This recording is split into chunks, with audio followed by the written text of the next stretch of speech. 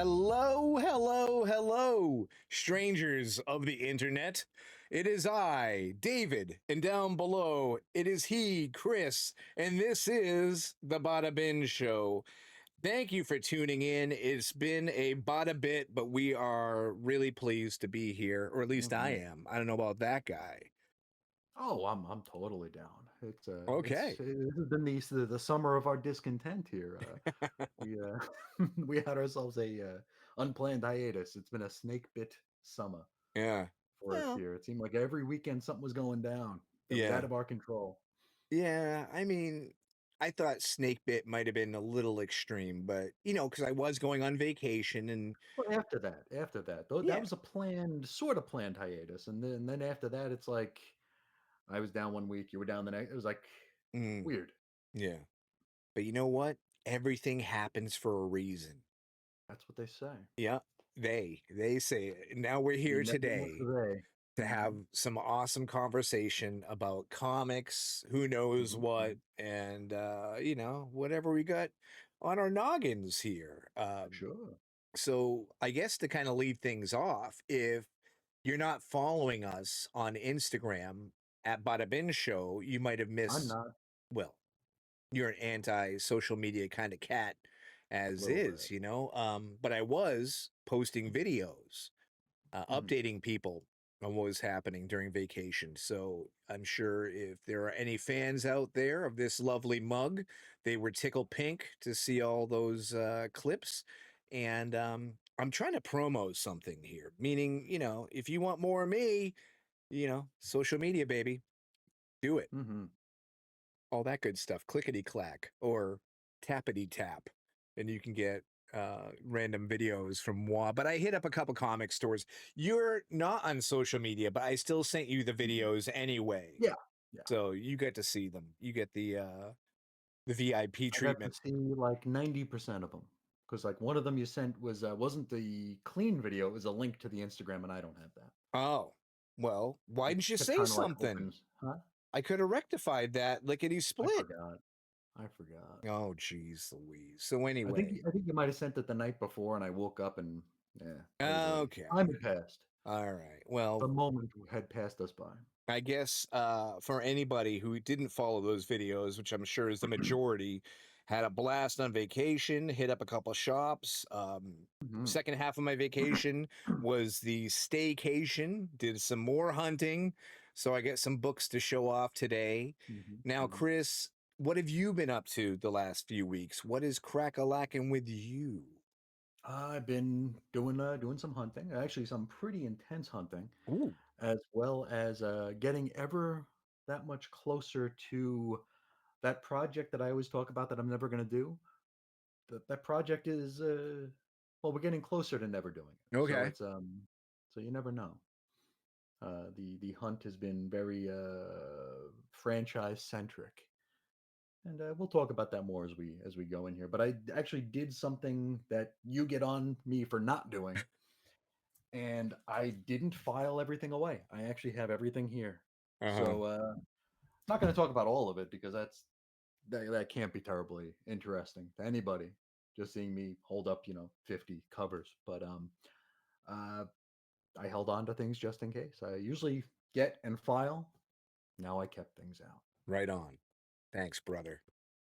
So I held on to everything here, and there's actually one piece that I picked up purely for the show, Mm-hmm. and I wanted to send it to you as soon as I found it, Right. but I was like, I think this will be better on the show. Okay. So there's a piece here.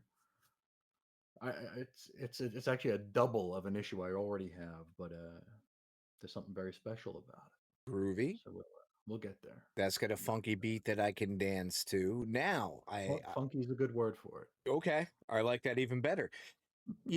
As far as your hunts, you're being Hmm. exceptionally vague. Hmm. Hmm. Does that mean we're not going to reveal the project that will never get done, or what's going on here? Should I keep my Oh, I lips mean, shut on this, or it's what? that Titans thing I talk about and threaten, and I came to a realization at the shop a couple of weeks ago Mm-hmm. that I was a lot closer to finishing a collection than I thought, and it's Right like, oh, on. that's within reach. We talk about that uncanny valley of collecting, where it's like when you need a lot of it, it's like overwhelming to the point where it's like you kind of just like on the edge of a search. It's like, do I really want to go down that hole if it's this is going to be such a big investment of time and effort and money, of course. Right. Um, but then like when you actually do the work and like, oh, I only need this many, and you realize it is within reach, and then you go for it. Mm-hmm. So for the Silver Age Titans, I was I like that volume has like 54 issues, and I think for the past 15 years I thought I needed like 50 of them, Right. and it turned out I only needed like 16 of them. It's Okay. like, oh, okay. So definitely within reach and something I can do. And I was expecting this hunt to take a very long time. I'm down to needing one, so it went a lot quicker than I thought. Largely because nobody in the world wants these Silver Age Titans books. you Well, know? when you were texting me about it, I almost thought like you were getting a little psycho about it, really, because Mm, you were a man on a mission. You could not be r- denied. You were driving all over Dodge, and you're like, "I'm going to get this done. I'm going to find them all." mhm. Yeah, it's Come like hell or I high was hitting water. shops. I was hitting shops I hadn't been to in a long, long Yeah. time. Because on top of this hunt, I've just been really, really hungry for a deep bin. Mm-hmm. You know, the Phoenix market has changed a lot, and I've lamented this in the past, where it's kind of loosened me up to ordering things online because they're just not available locally anymore. Right. And there's like no hope of it locally anymore because we basically got what we got, and that's all we're going to get. Very, very seldom do new collections come into the current. Mm-hmm. Right. Um, those shops that I used to count on, the owners retired, they moved, they closed down for whatever reason. Mm-hmm. So it's not that. I mean, we had a shop here that I was at yesterday under new ownership that used to 2 or 3 times a week would post on their social media like a dozen new long boxes, like bought a new collection, filtering them in. And it's like, oh God, I got to go back. Right. And you'd go and you'd always find something. Now that's not the case anymore.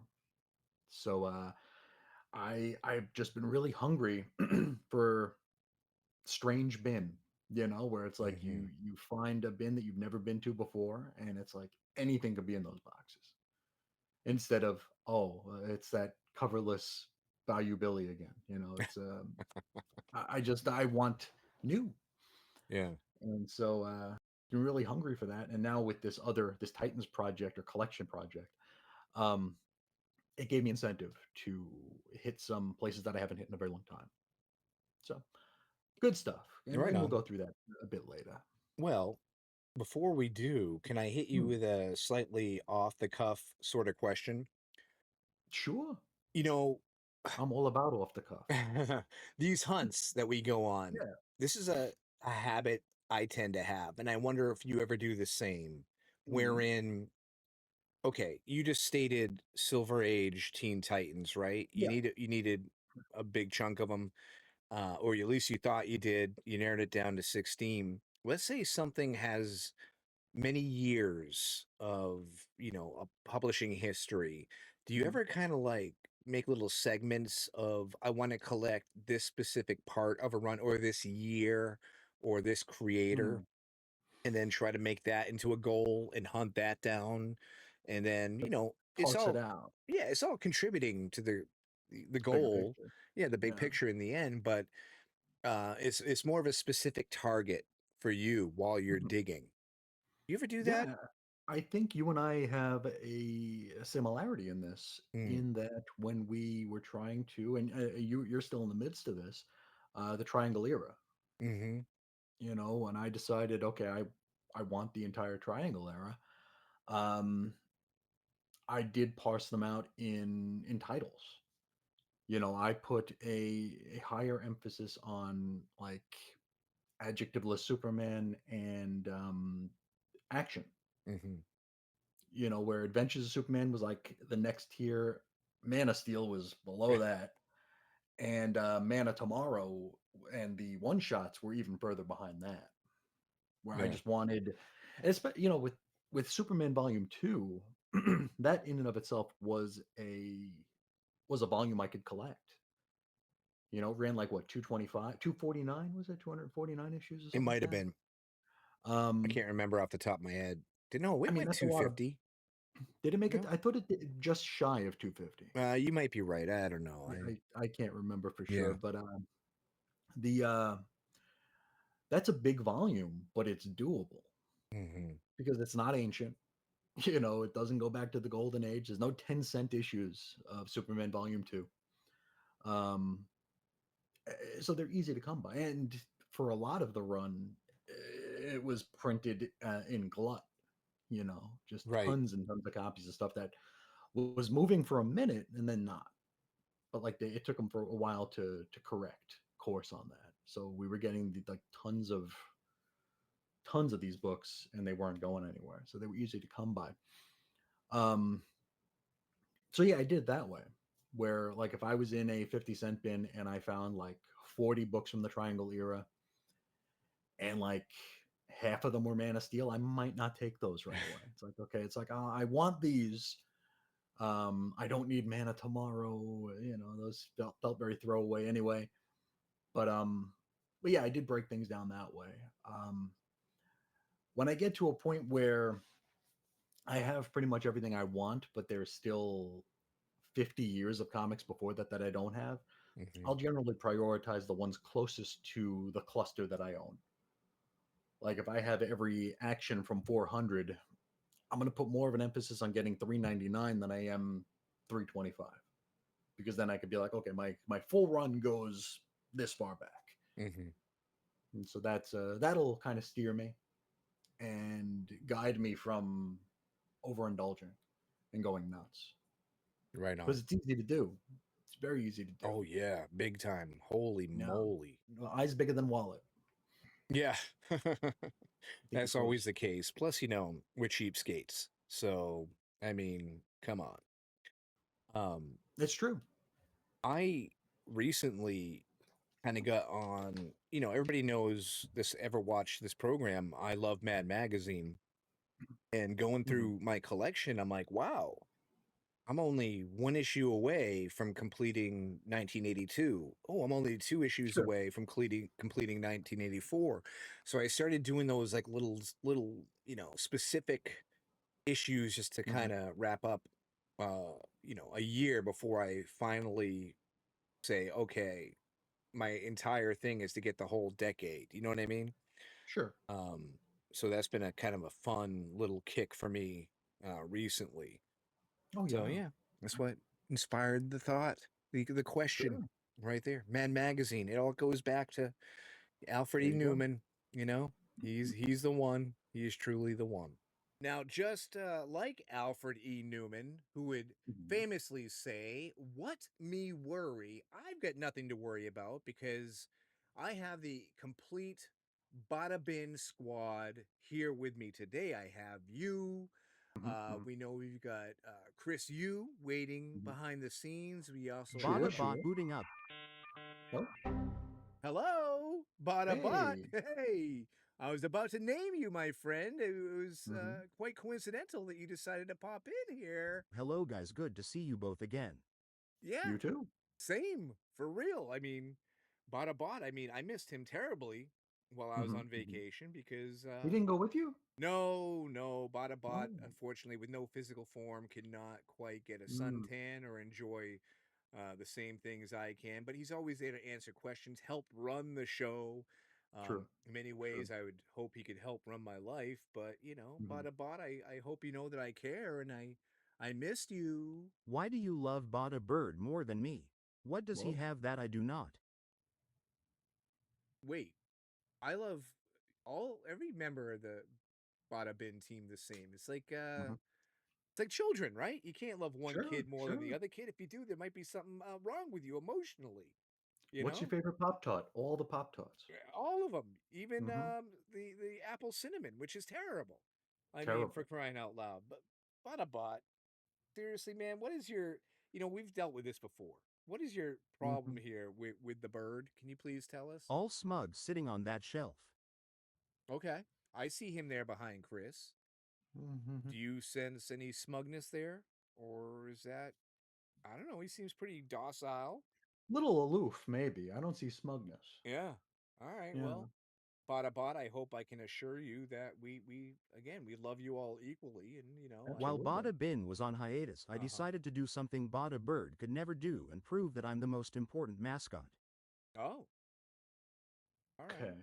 I mean, if that's important to you, I suppose that might be a priority, especially while we're away on vacations and hiatus. And in fairness, the bird can't do much. Right? I mean, it doesn't look like he's doing a whole hell of a lot over No, there. no, staring at the look and find X-Men book. Yeah. Yeah. So I mean, So what he does. A plus to Bot for being proactive for something, I suppose. So Yeah. Bot, what do you got cooking then? If you're so intent on being the greatest mascot, the ever mascot, I, what do you got? I scoured, went to the darkest corners of cyberspace for a dope rhythm jam, and created the greatest Bada beef track of all time. Oh, okay. Mhm. A Bada beef track. So we have, I Okay. guess that's his way to say a diss track, I which suppose. I which is suppose. very popular with the kids up there with Nintendo and hula hoops Hmm. nowadays. Hmm. Yeah. Yeah. Yeah. I'm not particularly fond of diss Fidget tracks. spinners. Yeah. Fidget, fidget. That might have been much longer ago than you're thinking, Chris. Fidget spinners, or How long ago was fidget spinners? I thought that was like 2020 or something. No, Oh, you're probably yeah, because yeah. I have one that my wife confiscated from a student, and she hasn't been in the classroom since then.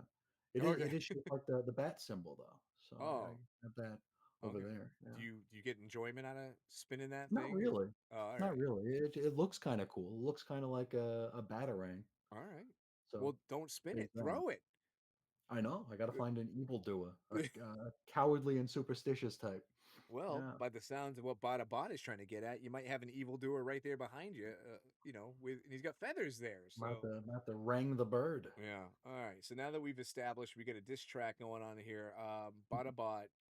I mean, I'm down for listening to it. Chris, what do you say? Does the do we get the bird involved? Does the bird want to hear this? That's up to the bird. It really is. Should I cover its virgin You ears? might What do we do? you might have to cover Okay, that let's do that. cloaca. This could get Yeah, nasty, for okay, all we know here. I mean, geez, there he Louise. is. All right, so He's holding his ears. right, bot. We're all here. I mean, I think we're all ready to listen and see what you got. So, This is so exciting. oh, good. Well, I let's. agree. Okay, so bot. What do you I'm say? jazzed. Yeah, well, let's hear this disc. Let's get this bada beef rocking and rolling. Great, okay, here goes. All right. Rolling Bada bones, the future has spoken. Serving that bird roasted with an ice cold Coke. Mm. Just like a mobster, I had to be made worse than an event written by Mark Wade. Call Colonel Sanders, that goose been cooked. Uglier than a Tom King Al Milgrom book. Yuck. Bread and butter Eggs on toast. going to turn that Feathered freak into a Bada ghost. Word up, yo. Suck my grab your ankles, bitch. Don't go messing with every. Whoa, I whoa, clip whoa. those so Hey, you hey, can't. hey, hey, hey. Yeah, hold on here. This is Ooh, PG show, right, Chris? ish. Maybe PG PG 13. adjacent. Yeah, Yeah. there we go. I Yeah. I don't know if that was quite appropriate there, Mm. Bot. Your point was made. I, overall, I think that was well, no, Bada Bird. I'm not trying to hurt anybody's feelings here, but it was acceptable, good, maybe. I don't. No need to applause. I understand you are still enjoying the afterglow of my skills and talent. Okay. Yeah. Yeah. Yeah. Fair enough. Afterglow might be stretching it, but alas, Mm. I You need a cigarette? I don't know. right. I might need a whole pack. Holy moly. Bought a bird. How's he feeling over there? I can't really tell by his expression. He's just been slighted. He's been dissed. So I I'm don't not know. sure he knows how to handle it. Really? I don't Yeah. know. Maybe some retaliation. Maybe something in kind. Do you think he? I don't know.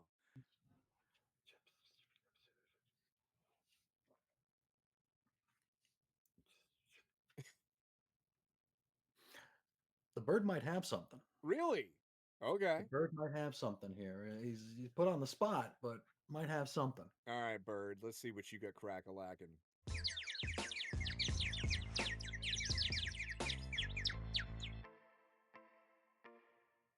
Oh, okay. Holy moly. Jeez Louise. We got a legitimate rap battle going on here. This is true. Yeah, I mean, Bada Bot, I'm sorry, but Bada Bird will not be undone. This is not being Mm-mm. taken sitting down. I mean, You know what? F this. I know when I'm not wanted.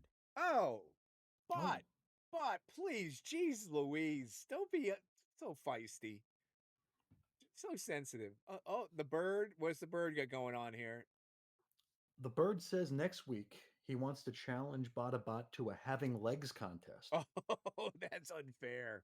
That I is know. that That's is cold. terribly rude. That is stone It's cold. funny, but it's cold. All right, You're jeez better than Louise. that. You're better than that. Yeah, totally. And I mean, Bada Bot, really, this is your home. This is where you belong. Mm-hmm. Where else would you go? What else would you do? I've found the Mm-hmm. best way to release my frustrations is to catfish potential mates on farmersonly.com. I'm trying to find a gal that can really rub a rhubarb if you know what I mean, wink. Wink is correct, sir. What is a rhubarb anyway? I I've never had one. I don't think I could pick one out of a lineup. Yeah, I don't think so either. Mm. We are aware that Bada Bot has proved himself to be quite the AI pervert in the past, and it seems like Big that time trend pervert. is continuing here. So I Mm-hmm. mean, all right. Well, Bada Bot, thanks for piping in and letting us know that you are the best mascot of all time. Of course, Bada Mm-hmm. Bird has something to say about that, but you are a valued member of this program either For which sure. way, and I want you to know that I do in fact appreciate you. And no, I do not love anybody more than the other. Peace out, Not fools. even Catch me? you on the flip side, yo. Okay, maybe you, but Maybe. yeah. Depends So on the day. depends, in fact, on the day. All Mhm. right, so now that we know that the Bada Bot is upset, angry, PO'd, and now gone. He just took off to farmersonly.com. I think Mhm. maybe without further ado, we should really give the bird his props. Bada Bird, what's up, baby? Bird up. There he is. Bada Bird, Bada Bird. So Bada Bird, Bada Bot, Chris, Dave, and Chris U. That is Mhm. the Mhm. team. And I started this whole thing off by saying, what me worry, but now I am, in fact, a wee bit concerned. We are fretting. Yes. Yeah. Fretting and We're sweating. in full blown fret mode here. Yeah, because we get some infighting going on here. So, Mhm. yeah. Anyway, let's move on to books. Chris, Mhm. you had just said that you get a healthy stack sitting right there I to does. your is it to your left or to your right? It's to your right. So Mhm. why don't you do what's right? Lift Mhm. that large mass of Hoist paper, it. staples, and glue, Mhm. and show us some of the things that you picked up in your travels recently. I think that'd be For sure. a nice thing to do. Yeah, I want to start with a magazine Okay. that I found. Folks who know that I'm a huge fan of Amazing Heroes magazine. Mm-hmm. Now Right on. this one is special, and if we were live, Chris, you might know why this one is Okay. special. He might be like, I know that one Uh-huh. because this actually contains, if I can find it, there it is. This is the first ever in print appearance of Nightwing. Hey Yeah, now. this is the first time that Nightwing was published. Not in a story, of course. That was Right. Titans 44, but that was the first time Dick Grayson in the Nightwing togs was seen by the public in this issue of Amazing Heroes. That was a really cool thing about magazines of this era Uh-huh. is that, and the fan press especially, like we see our first appearances, and our first appearances are nebulous to begin with, right? Like, what's Wolverine's first appearance? Is it 180 or 181? It really, I guess, it depends on which copy you own, right? If you have 180, you think you have it. If you have 181, you don't think you need 180 because it's a one-page appearance, even though that does count as an appearance. Um, the fan press would actually publish images of these characters before they actually made it to the sequential page. While I was doing my hunt these past few weeks, I found a copy of a Comics Reader, And Comics Reader is a fanzine. Started out kind of like a mini comic sized, so like just a piece of paper folded in half, but still even a little bit smaller than that. A very odd sizing, but digest size all the same. And it contained the first drawn appearance of Nova. Now, Nova, a Marv Wolfman character from mid 70s. Uh, I think I bought the first issue of Nova, the first appearance of Nova, for like I got it for $1. This is back when Phoenix was a lot healthier than it is now. Um, this copy of Amazing Heroes was, I think it was $200 because it was the first ever drawn appearance of Nova. Wow. That's serious, Um, serious chunk of change, bro. yeah, yeah. I mean, this one here, this cost me $5, Uh-huh. and I usually get Amazing Heroes for anywhere from 50 cents to like 250. Mm-hmm. So $5, and it like on the tag, uh, the guy knows that I dig these weird magazines, so he's like, "Oh, check out the magazine box." And I went through, and I had most everything except this one, and there was a little sticker on it that said "First Nightwing?" question mark, Mm. and I'm like, "Okay, you got me." So I grabbed it, did a little bit of research, and as far as the research is concerned, this is the first time Nightwing saw print. Um, Amazing Heroes is a weird one in that if you go down like the valuation of the entire line, there's only a couple that stand out as being worth a damn. And one of them, I think it's 41, contains the first appearance of the Ninja Turtles.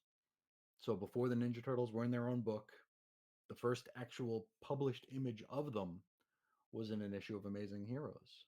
So it's like the price guide is weird. It's like $1, $1, $1, $1, $1, $700, $1, $1, $1. It's like, oh, okay. Yeah. Oh, that's something. So I thought that was neat to have as a Nightwing completionist of sorts. Another piece of ephemera that I actually ordered off the internet. I was just scrolling Amazon, and every once in a while I will, because I'm looking for an affordable copy of the Action Comics Weekly poster. Now it's the ugliest, 80th thing that you've ever seen, right? It looks like like when you're watching the Saturday morning cartoons, and like before they go back to the cartoon, there's like a really crappy, like computerized image of like a telescope spinning around, and then like you zoom in on like the lens, and it's like, now back to our show. It looked very like fake futuristic, where it's a movie theater with Action Comics Weekly on the thing with like people pointing to it, like all excited. Yeah. And I've seen the thing for like $100. I've seen it for $20. I've seen it for all different prices. So I'm looking for a cheap copy of it. So every once in a while, I'll go on eBay and just look up Action Comics Weekly.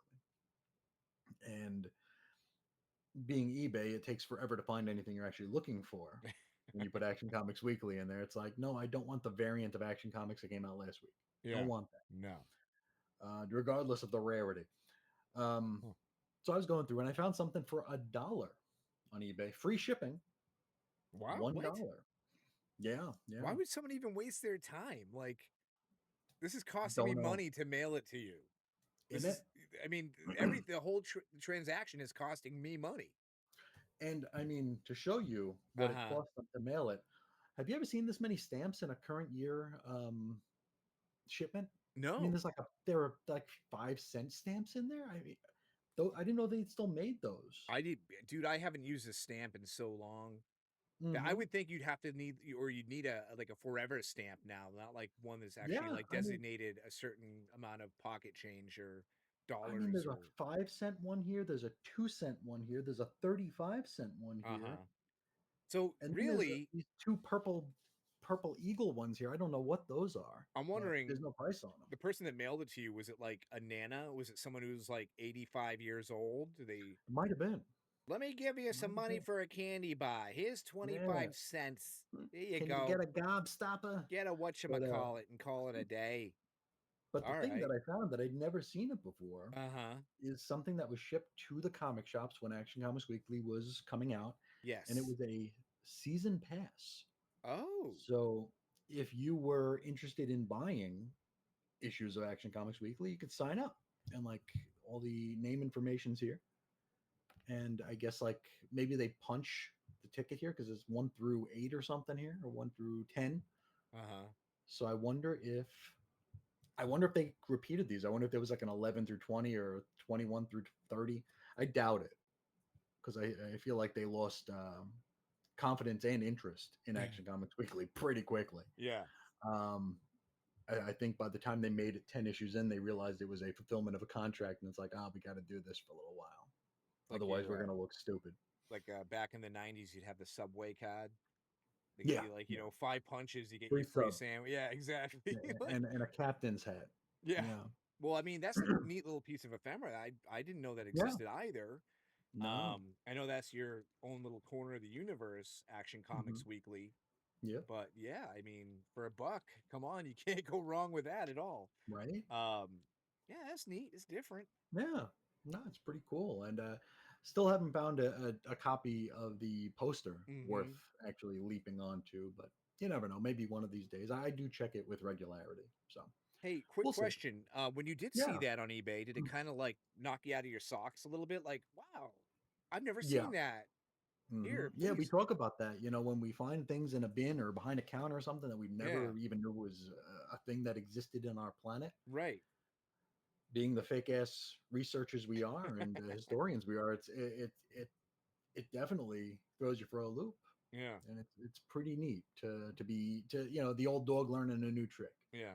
Hell, I'll send I you dig $5. that. Just give this to me right now because I've never seen this before in my entire life. Pretty much, Yeah, pretty wow. much. Okay, cool, man. Let's see, what do we You know got what? here? You actually This had it in like the card holder. You could like punch a hole in that and wear it like a lanyard. like a lanyard, yeah. Yeah, and just start like showing up places and being like, "Hey, VIP Economics baby." Weekly. I'm approved. I can go through the velvet rope here. Yeah, you show up at a concert. You're like, "I'm a roadie."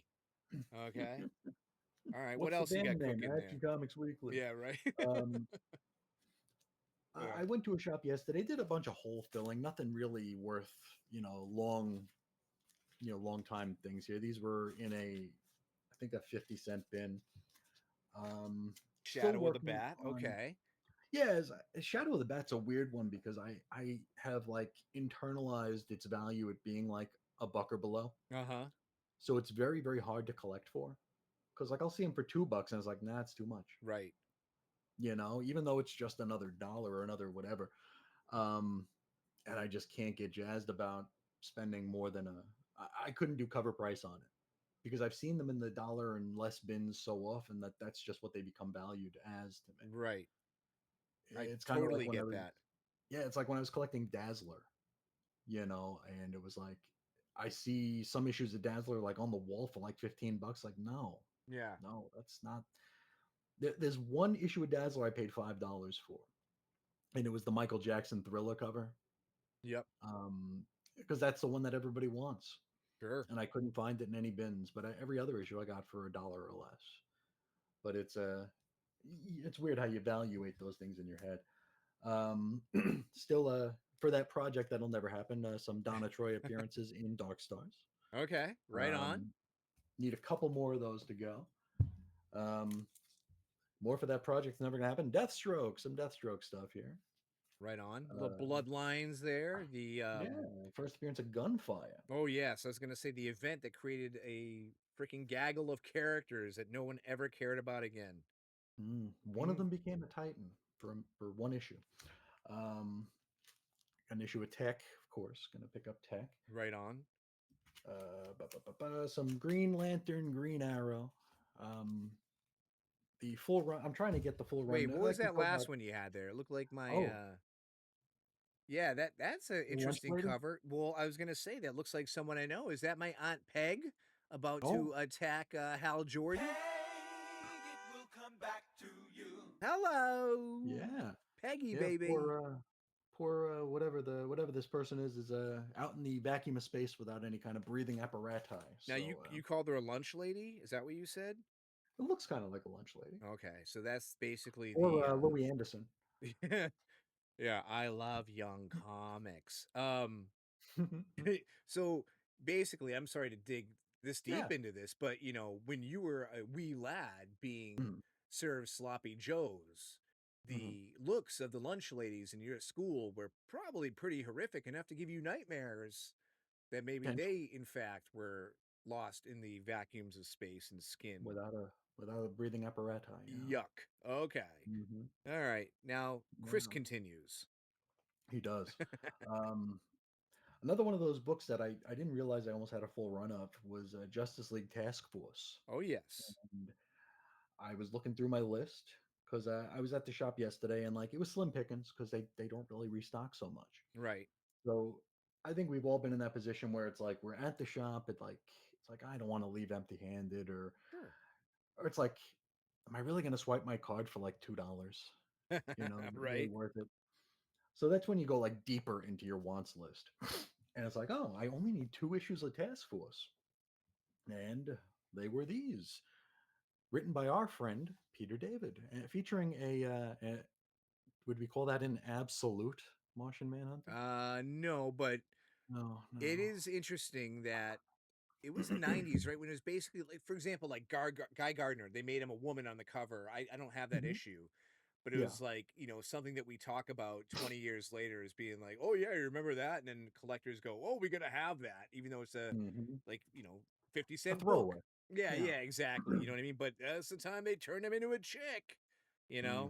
Hmm. Now, is Yep. that Yep. actually Martian Manhunter or is that just a It different? is. Okay. It is Martian Manhunter. Yeah. All Yeah. right. Doing some undercover work or something like that. It's weird. Do you have any memories of like when they did that weird split of the Justice League during the JLI era, where it was like there was Extreme Justice and then there was Task Force? I wasn't collecting any of those, but I do know what you're Either. talking about. And one of the things I take great offense to, and I don't know who is the artist, but like when they had the team, okay, so you remember like Blue Beetle and Booster Gold, right? Two Yeah. iconic characters from that era, but I Oh, believe and they they gave bulged them Booster, out. yeah, like Booster had like this armor, Armor. and Blue Beetle looked like this. I'm used to like the soft. They made a joke in JLI about the pudgy Ted Oh Cord. yeah. That Being was went with him. That carried with him till his death. Like when he would show up in Birds of Prey as like the tech advisor, he'd have a little belly. yeah, but he was I like mean, an they were gimmicks. every man. You know what I Everything. mean? Anybody could have been Ted Cord, or anybody could have Mhm. been Ted Cord. But then you Yeah. see him in that era, and he's like complete.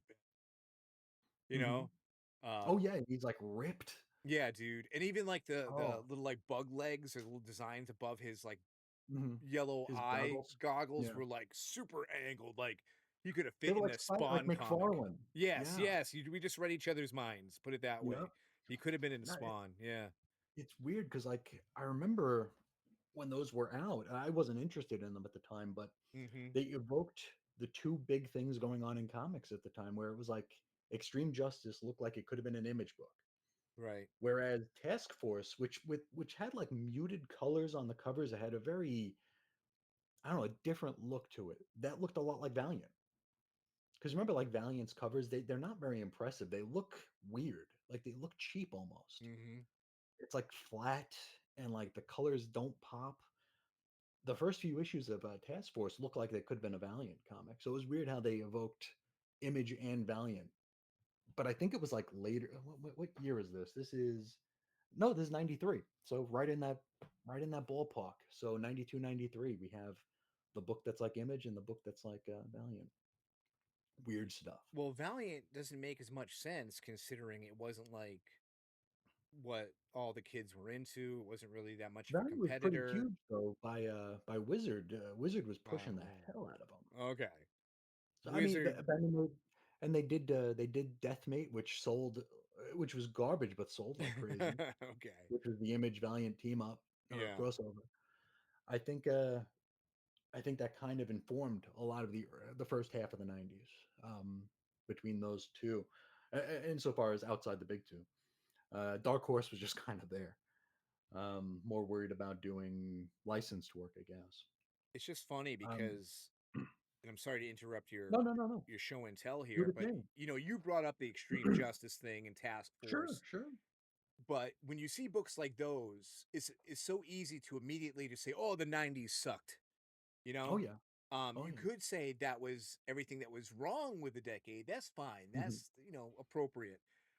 And I was almost ready to go say the '90s sucked because you brought it up. And there were some good comics in the '90s, some very good comics. But man, was that Hmm. not a dark period or what? Even Swamp Thing, when they gave Swamp Thing the extreme makeover, and Sure, when I sure. talked to Nancy Collins, the writer, she was like, "Well, I was trying to or inspired by Lenny Kravitz, who was a very big Okay. artist at the time. You know what I mean? Sure, sure. But it was something that editorial was directing at the Of creators. course. You've got to do this. We've got to Oh, revamp the yeah. characters and give Sure, them a sure. modernized look." And Yeah, like with Herb Trimp doing like a Rob Liefeld impression. It's like they were just told to evoke that tone, tenor, and mood. yeah. And it's not really necessarily new. Any No, decade no. you can pick out, and they're trying. You got to make the characters hip. You got to make Yeah, them, yeah. Be more relevant to like the Neil decade. Adams. Be Yeah, more yeah, like John Byrne. Yeah. exactly. It's just, man, that was ugly with a capital U. You know what But I you know mean? what happened in the '90s is the industry brought in fans that are still here. Yeah. I mean, it's got that. Um, well, I don't think we can say that for many other decades since. Well, Um, we could go into the weeds even farther on that if you hmm, wanted to, considering that sure. when we talk about the audience for comics and how there isn't one really ready made today because of all the different No, options that kids of have. course. The 90s might have been that last decade, that last part of that era where it was like Hmm. it was a viable form of new entertainment you could get every month Hmm. in your hands fresh. Oh There's no yeah, binging, there's no streaming. The video games were still popular, but they're not like today where this they weren't all all immersive, encompassing. yes, Yeah. experience and everything else. So, of course, the 90s would have bred a generation of fandom. You know what I mean? Hmm. Um, so in some ways, and we will get back to your stuff, I swear. Um, That's all good. it might make even the people who get into comics legitimately and sincerely now even more impressive, considering they chose comics over the alternative. You know what I mean? Of course, of course. With all the various options they have, and of course, with comic books being such a big farm for Mhm. movies and yet again, all the other forms of media. And you're like, those are great. Movies are wonderful, but I'd rather have the comics. Say, what? Really? Imagine. God bless your heart. Yeah. Mhm, Anyway, mhm. We gotta enough. find that. We gotta find that imaginary person That and one shake dude. their hand.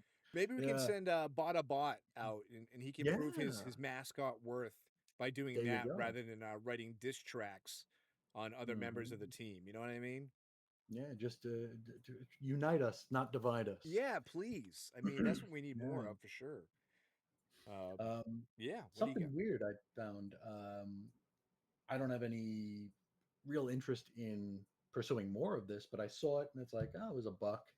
And I'd heard bits and pieces about Neil the Horse. Have you ever heard about Neil the No. What Horse? is this? This is something that was published by Dave Sims' company. It always seemed very weird. I've seen it a lot in Amazing Heroes and whatnot from Uh huh. the early 80s. And I think I always, in seeing it, the way I discovered it, I think I always attributed more of an importance to it than it actually has. Okay. And I'd never seen a copy of it in person before. But I was at the record store and they changed up their comic area at the record store where there's a set of bins going one way and then a set of bins going the other way facing each other, and then there's like a barrier between the two where like some books are stood up. So like there'll be 4 copies of X-Men Volume 2 number 1 all for $10 each. It's like, oh, these are the hot books. No, those are quarter books. And then Neil the Horse was there and it Okay. was 99 cents. I'm like, yeah, why not?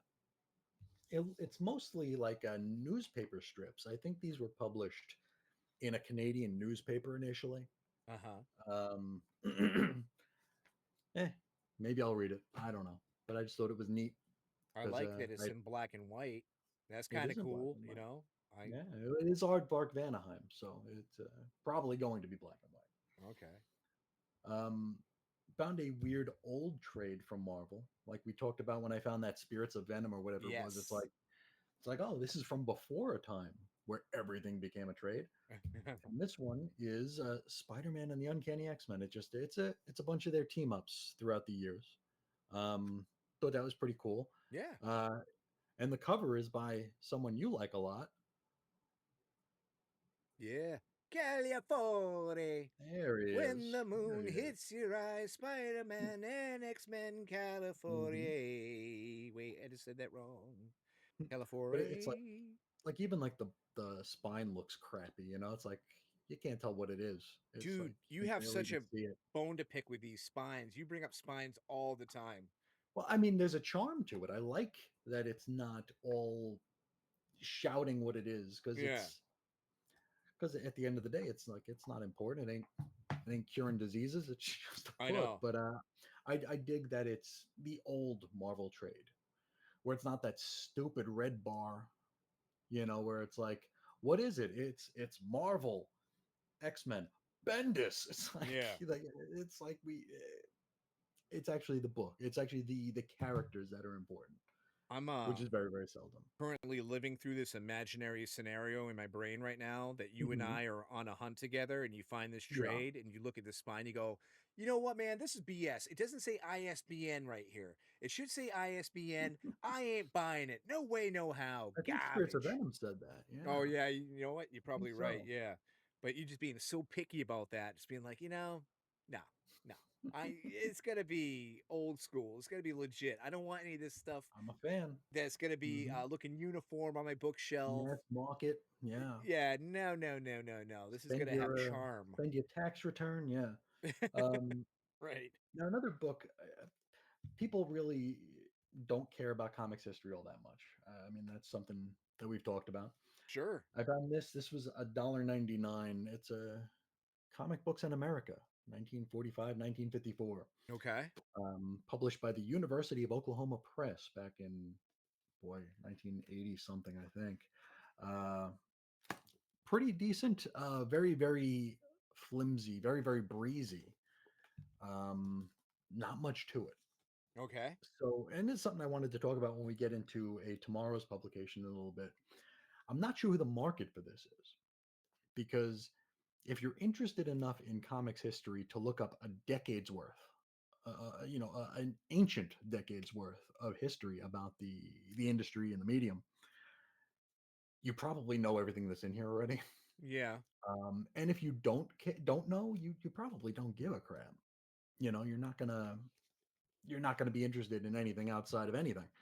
Uh, I mostly picked it up to see if it added anything to the code, being because I mean that is the decade prior to the code.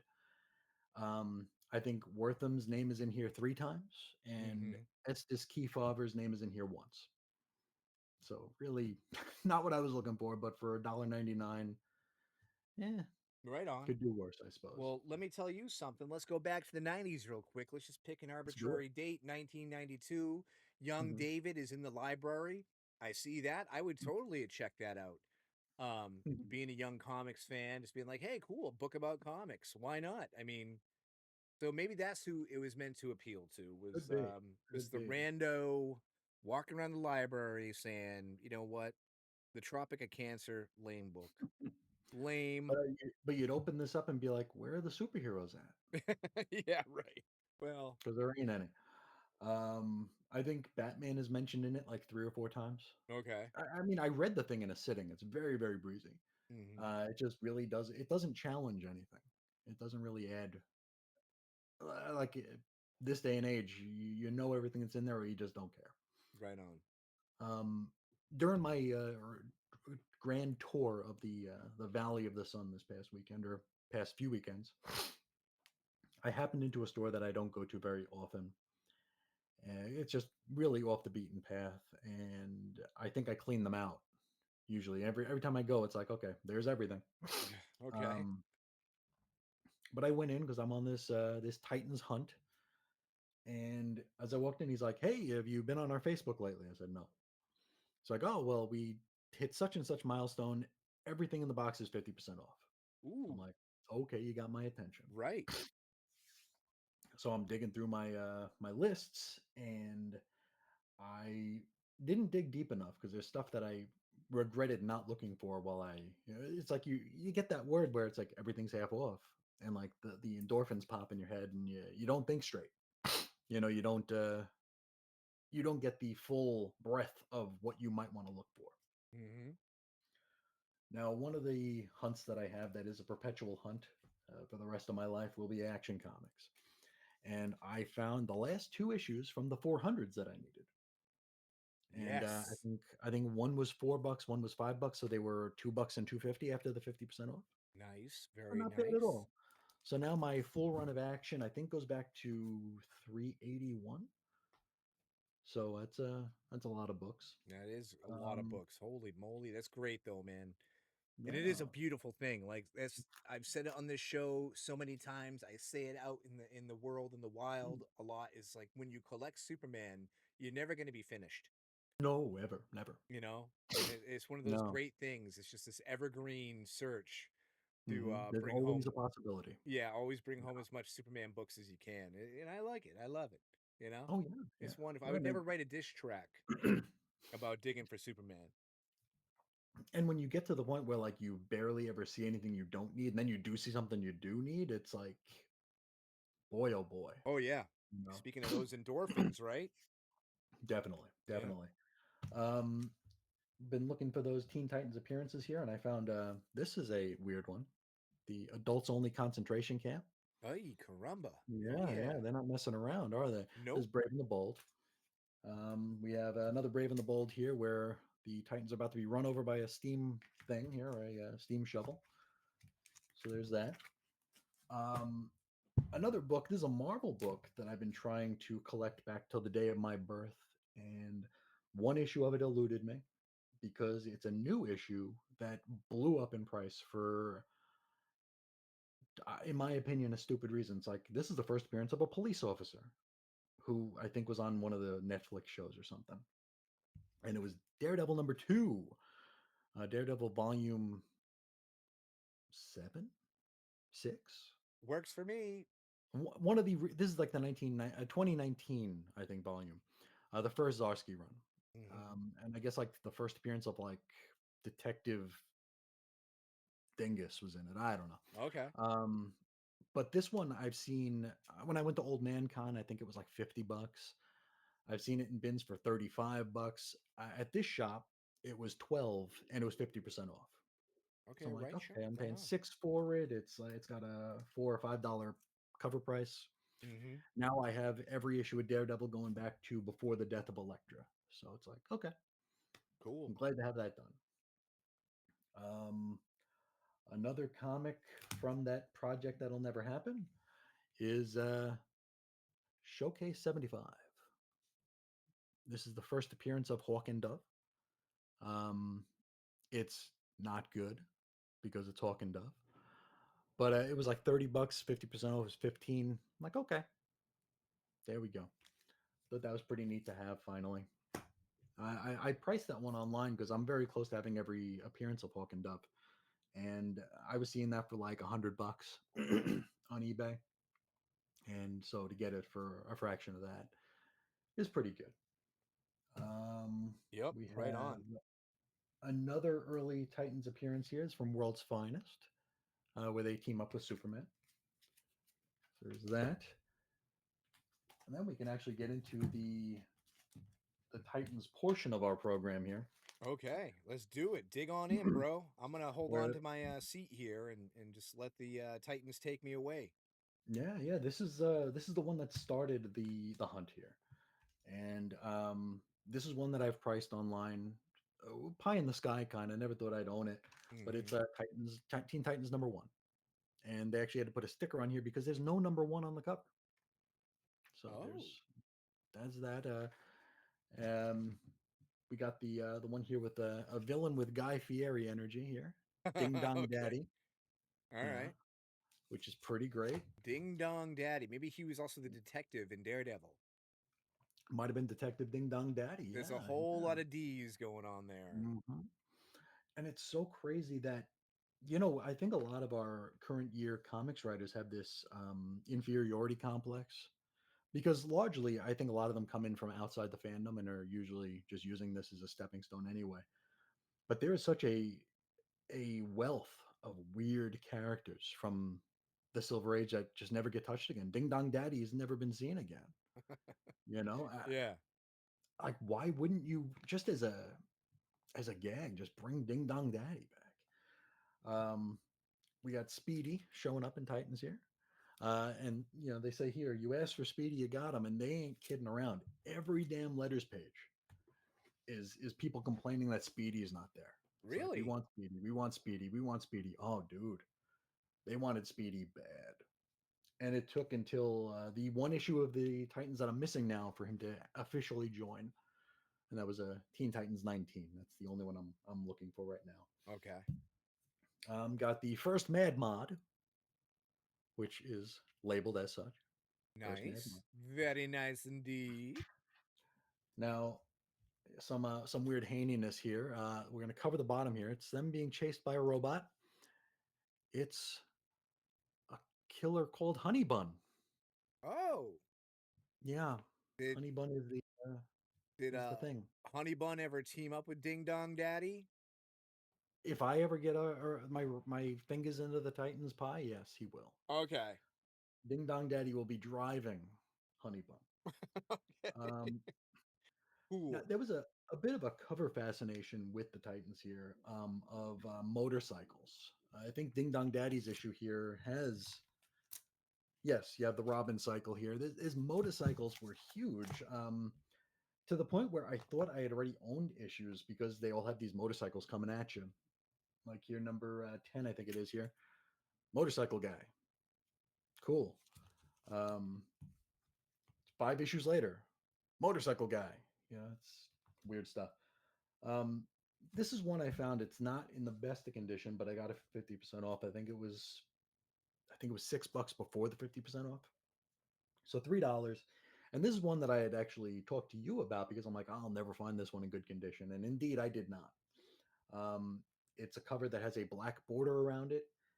It's like 60 years old, so it's going to be kind of, a little bit worn around around the border here. Oh yeah, I can see that. Yeah. Sure. But I love the cover. I think this is an amazing cover here. This is one that Devin Grayson actually played with the concept here 30, 30 some odd years later.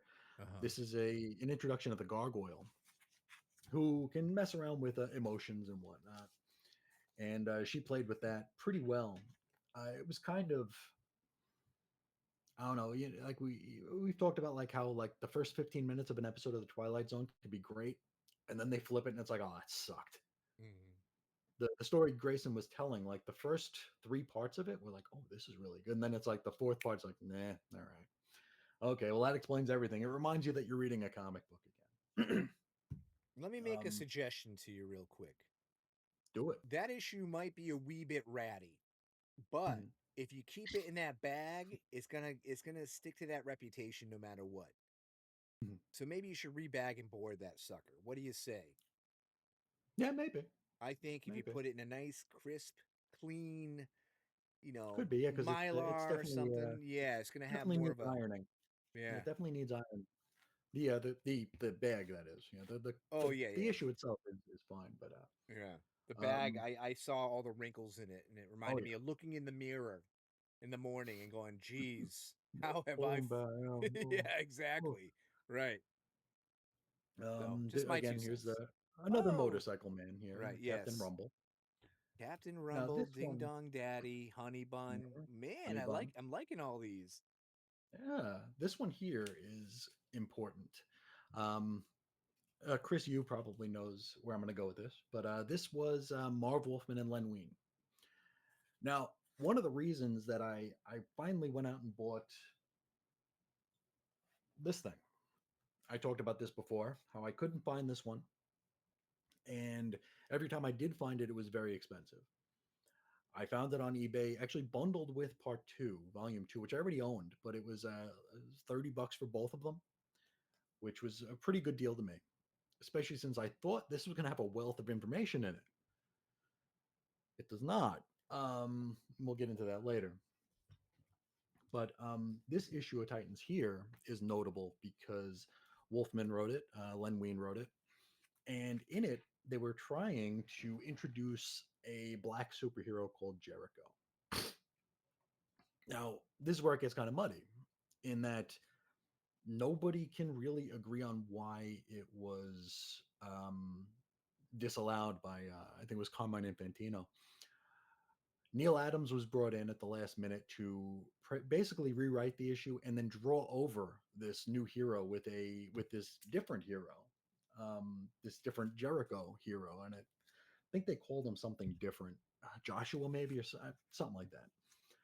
But the way Marv and Len put it, it's like, oh, we just wanted to make this new character.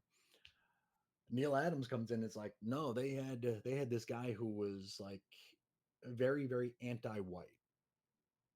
I mean, this is 1968 or so, so times were very different. Um, Adams, I think, saw it as them being very radical, like trying to like upturn the apple cart and just I don't know, just try to make a point that I guess DC wasn't quite ready to make just yet. So that's why he was called in at the last hour. Marv and Len say something different, but it's like I bought this book in order to clear that stuff up. You get nothing. You get people who were barely invested because Neil Adams. It's like the first question is like, "Did you follow the Teen Titans?" He's like, "No." Like, "Oh, were you fans?" He's like, "I knew Nick Cardy drew him, and I like Nick Cardy, but that's about it." It's like, "Oh, okay. Thanks for the interview, Neil." Very, very weird and very pointless. Um, so that's an important issue, I guess, in the grand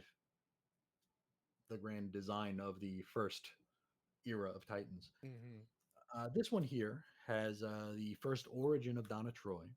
I think this is where she actually gets named Donna Troy.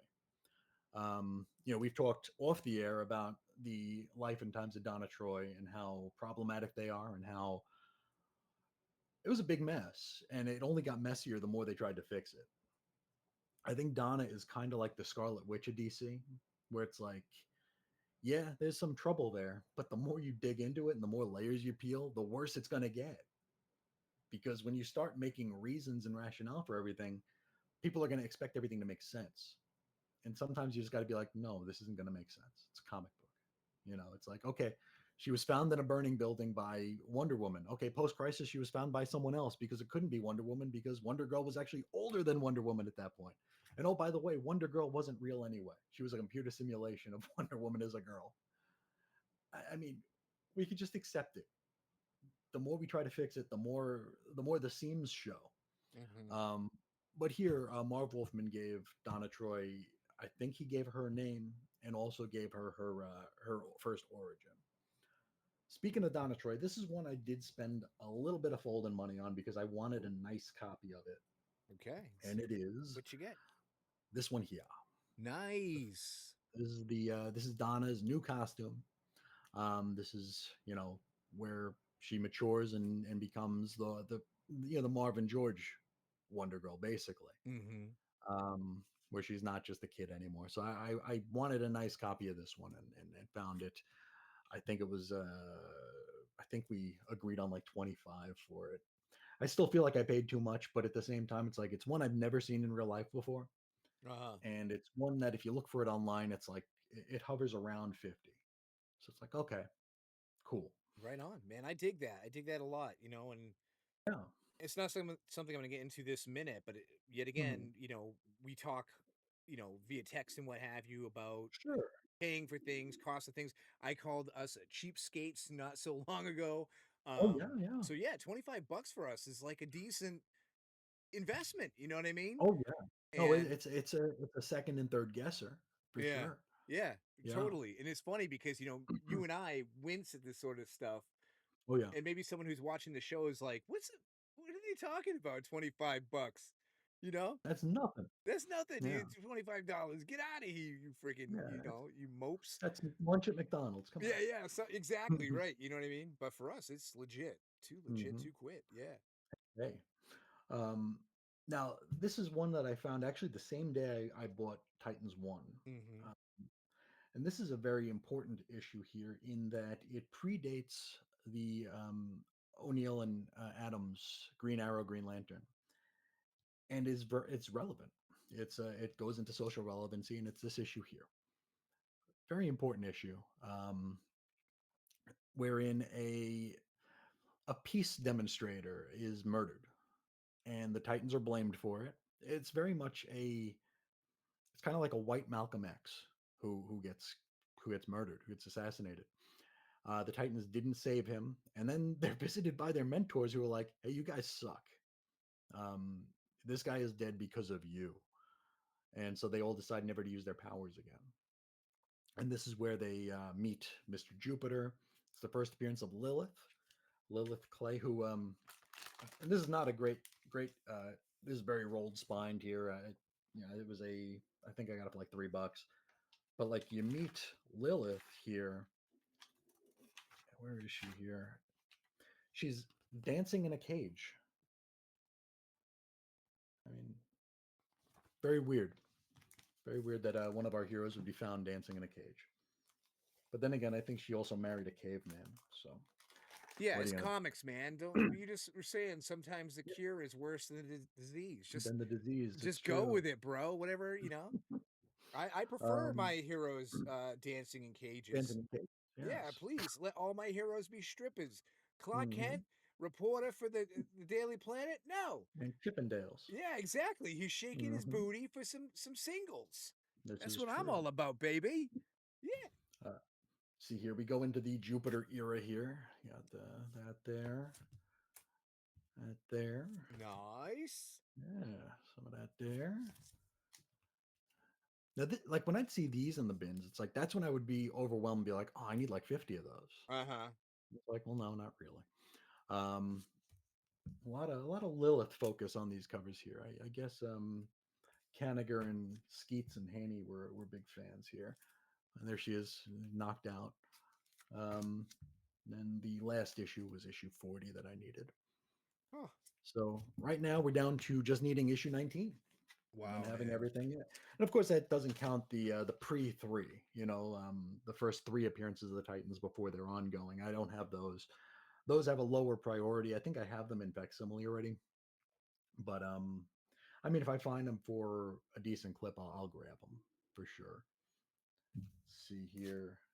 Got another issue with Deathstroke Mm-hmm. from and this is him teaming up with the Titans toward the end of his series, and this is after they changed the title from Deathstroke the Terminator to Deathstroke the Hunted to then just plain Deathstroke.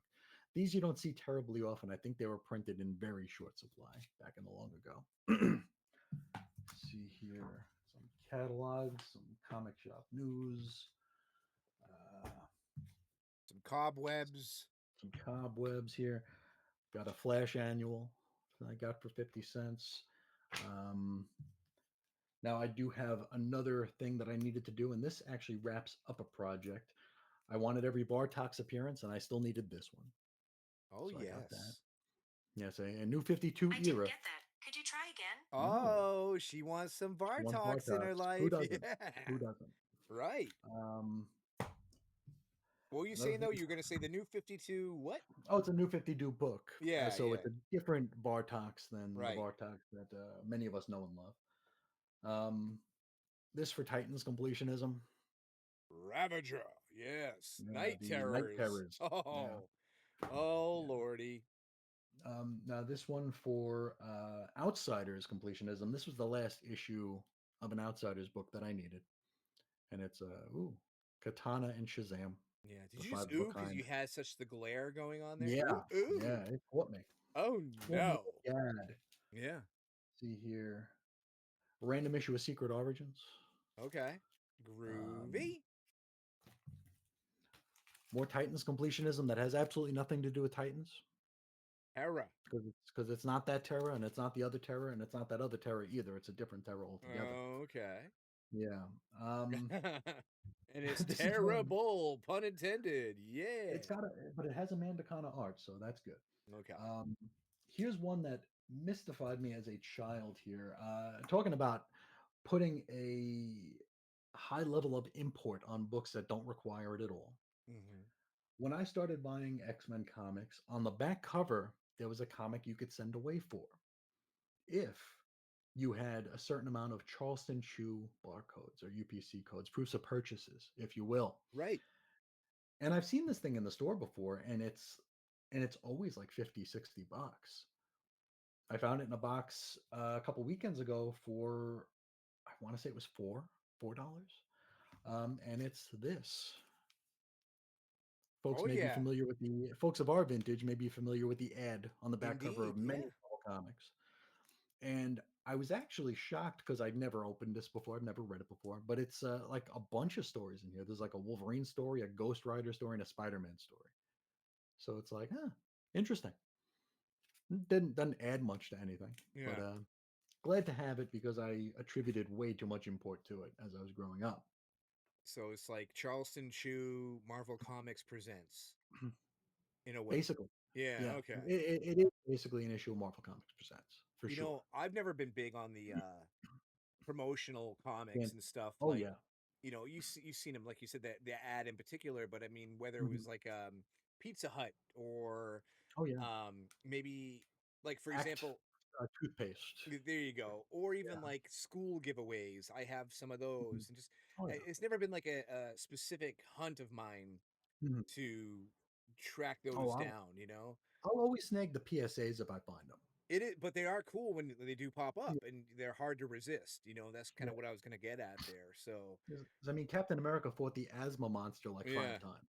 All right. You know, it's like, and Luke Cage and Storm and Spider-Man teamed up to stop people from smoking a bunch of Yes. times.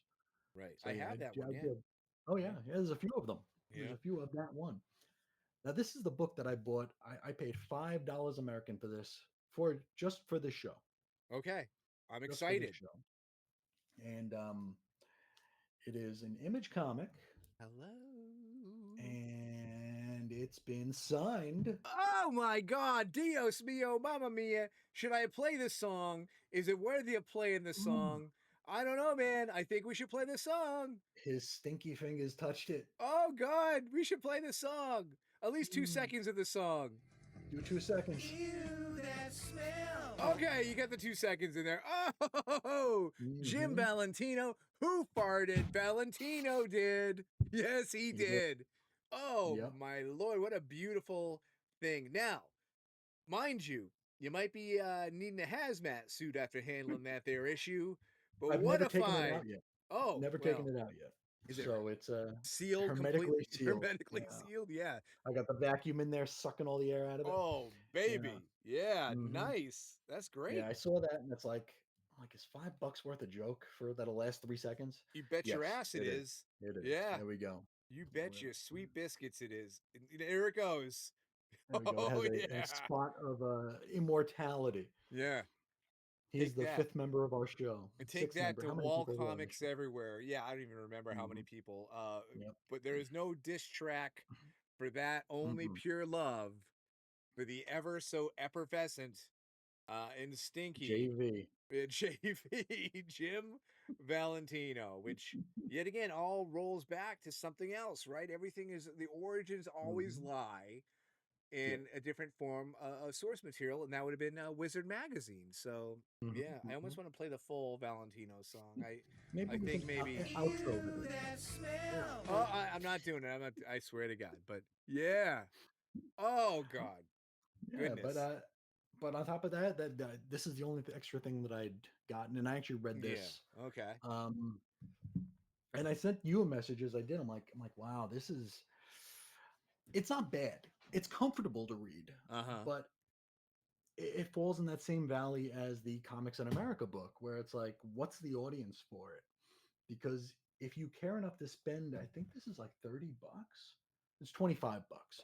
So if you care enough to spend 25 bucks for $25 for a pretty thin book um, about a very niche part of a niche team's history, you got to be kind of invested, I think. And if you are invested enough to spend $25 on it, you're not going to learn anything in there. I felt it was very very shallow. I didn't learn anything in it, and everything that I thought I almost learned was contradicted by another interview.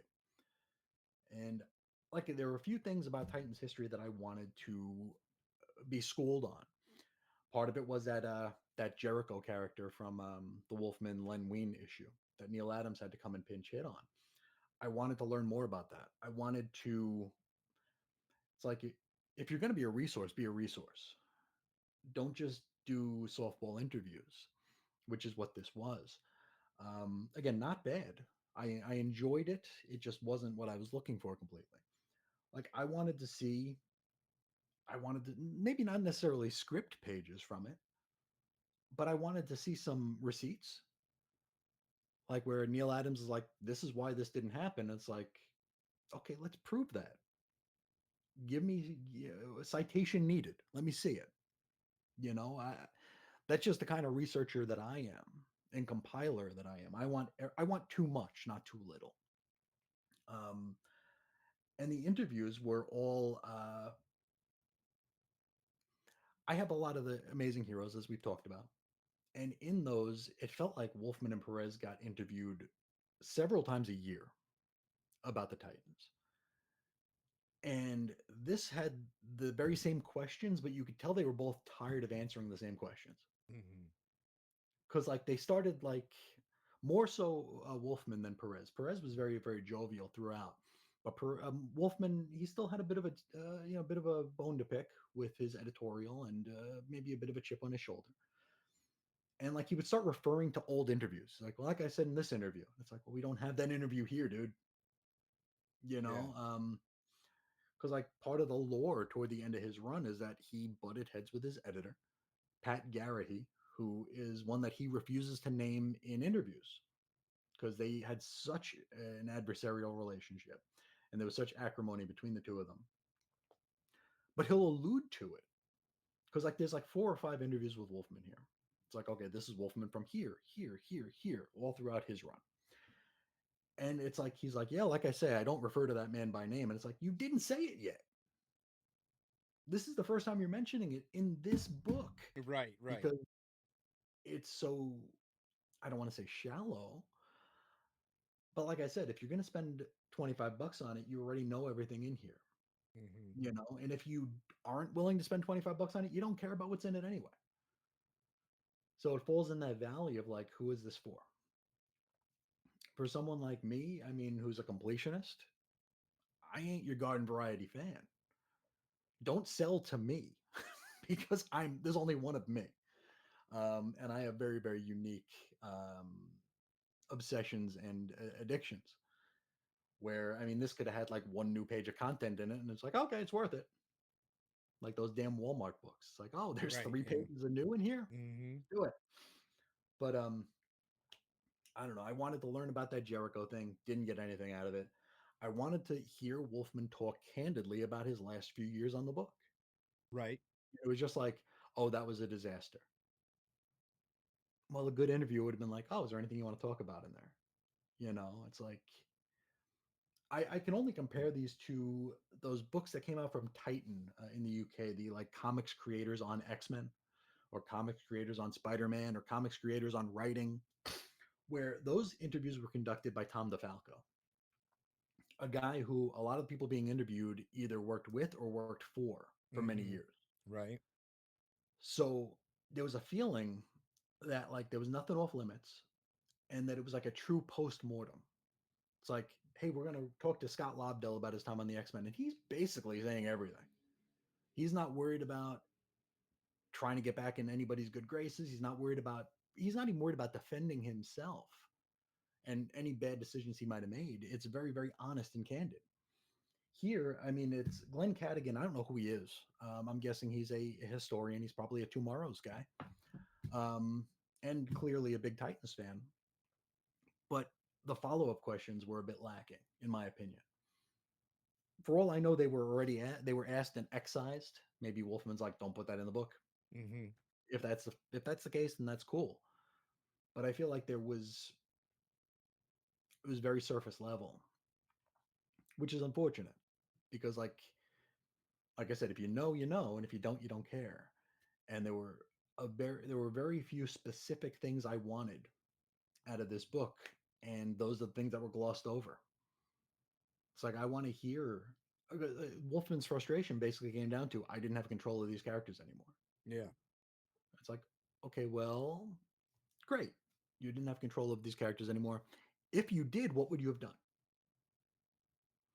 What in particular did DC stop you from doing that you wanted to do? What did you believe in so strongly that they said, no, Or what were you rallying against so strongly that they said yes and foisted upon you? It was just like, oh, that time was a disaster. That time was a disaster. And it's like, okay, well, if I was doing a Titans podcast, that gets me 2 seconds of audio. Yeah. It's like, and if I can't get it from Wolfman, who the hell am I going to get it from? Yeah, I know. They didn't interview Pat Garrahy in here, which they should have. Yeah. They interviewed Terry Dodson in here, who I think did one issue of Team Titans. Why? I don't know, man. You know, And it's funny because like the interviewer here uh-huh. kind of wraps everything up very Pollyannish in every interview. It's like, oh well, what do you want people to remember about your time with the Titans? And for Dodson, he's like, you were called back for Titans number 25. This is I think it was Jay Ferber who was doing it.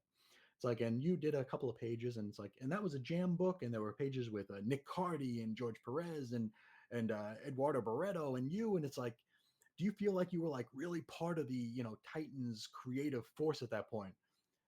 And Dodson's like very polite. He's like, I guess. That's like, okay, well, why are we including that here? Yeah, just fill up space, I guess, which is so disappointing because, you pick up a compendium and you Mm-hmm. expect it to have the information that you had just said that you're looking for. And you Yeah. might, imply that your tastes are to you and you alone, but no. Not the case when it comes to a franchise such as Titans. I'm Mm-hmm. sure there's plenty of people out there who want the nitty gritty, want Oh all yeah, that info, and are exactly. hungry for it. Mm-hmm. You didn't read any reviews on the book before you purchased it, no? Or No, no, um, no, and that I don't even know if there are any. okay, I was gonna Yeah, say maybe you should be the first one and warn yeah. others, you know, This is out of print. Don't spend more than this amount on it. or it's not going to include certain things you might be looking for. You know what I mean? Because I was expecting, because like in my Amazing Heroes research years ago, Mhm. um, Wolfman was interviewed. This is very, very, very early. And the question was, why didn't you just call it Titans? It's like they're clearly, not really teens anymore. Maybe they're 19, pushing 20 with a steamroller, right? Why didn't you just call it Titans? And then Marv goes into a thing. It's like, well, I wanted to call it Titans. That was what I was going to call it initially. Neil Adams copyrighted it. He was doing this, doing this, doing this, so we couldn't use it. Not in here. Mhm. You'd figure that'd be a big thing. It's like, hey, you're going to resurrect this property that failed twice, that DC did not want. DC was embarrassed by it. That's why they canceled it the second time. They were embarrassed by it. Why didn't you call it Titans? No question. And like they interview Bob Rozakis in here, who did the relaunch of Teen Titans, the Bronze Age era, and they spend most of the time talking about the comic mobile. Okay. No, we're not here for that. It's an interesting story. Reggie and I talked to Bob Rozakis about it on the air because it was a catch-all Bob Rozakis show. But this was a Titans book. I don't need 3 pictures of the comics mobile with Bob Rozakis standing next to it like this. I don't need to hear about the final fate of the comics mobile being hit by a semi. I want to hear about Bob's time on the Titans. Well, as someone who has not read the compendium, if I was in fact to write a review, Hmm. I think I would lead off with um, the value in the book is whatever you want it to be, but for me, worth every penny, considering that my co-host on the Bada Bin Show slammed his fist upon his desk, Mm-hmm. uttering the name Pat Garrity, which is something I would not have anticipated or gambled That's on not or on ever anybody's bingo anticipated. card. Yeah, Yeah. yeah. That would have been the fit of rage. That Pat name Garrahy, damn it. exactly incited you to the point of violence Um, upon plastic or wood. but You but know. for the guy who destroyed the franchise allegedly, why Mm, isn't he in here? yeah. His Ah, name isn't even in here because Wolfman refuses to name him. yeah. Well, is there You have to do independent research. like a little index or something? Like he's referring to Amazing Heroes 220. Nothing, huh? Nope, Not a damn thing. nope, All no. right. Well. I don't know how hard it would be to do such a thing, but like there is no short supply of Wolfman and Perez interviews from the 80s. Sure. why can't those be collected somewhere? Why Yeah. can't those be a part of anything? Like it doesn't need to be the big tall, trim book here. It could be a squat. It could be this cut, right? I mean, it could Mhm. be a fat little, compendium here. But no, no, I don't know. You know what I then? thought, hmm, Full stop.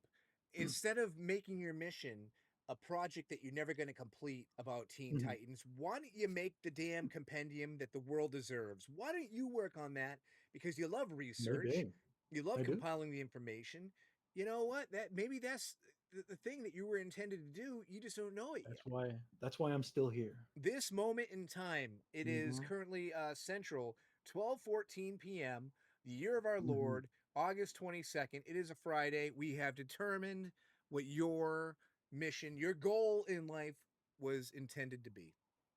I can't Get stop breathing me! until it's done. Ah! Hmm. Yeah. There is an interview with an editor in here. It's Peterson, I think. And for a minute, I'm like, oh, is this the guy that Wolfman hated? Mm-hmm. Because as you're reading through his interview, it's weird because it's like, and it's entertaining because this guy is kind of, he's very much of the image Marvel mindset, but he's working for DC, Mm-hmm. and you can almost like set your watch to the first few questions of these interviews, where it's not like a Wolfman or Perez. It's like, so were you a fan of the Titans? No, not really. Right. Yeah. And this editor here, this Peterson or whatever, it's like, were you a fan of the Titans? No. Okay. Did you read any of the Wolfman Perez stuff? I know about it.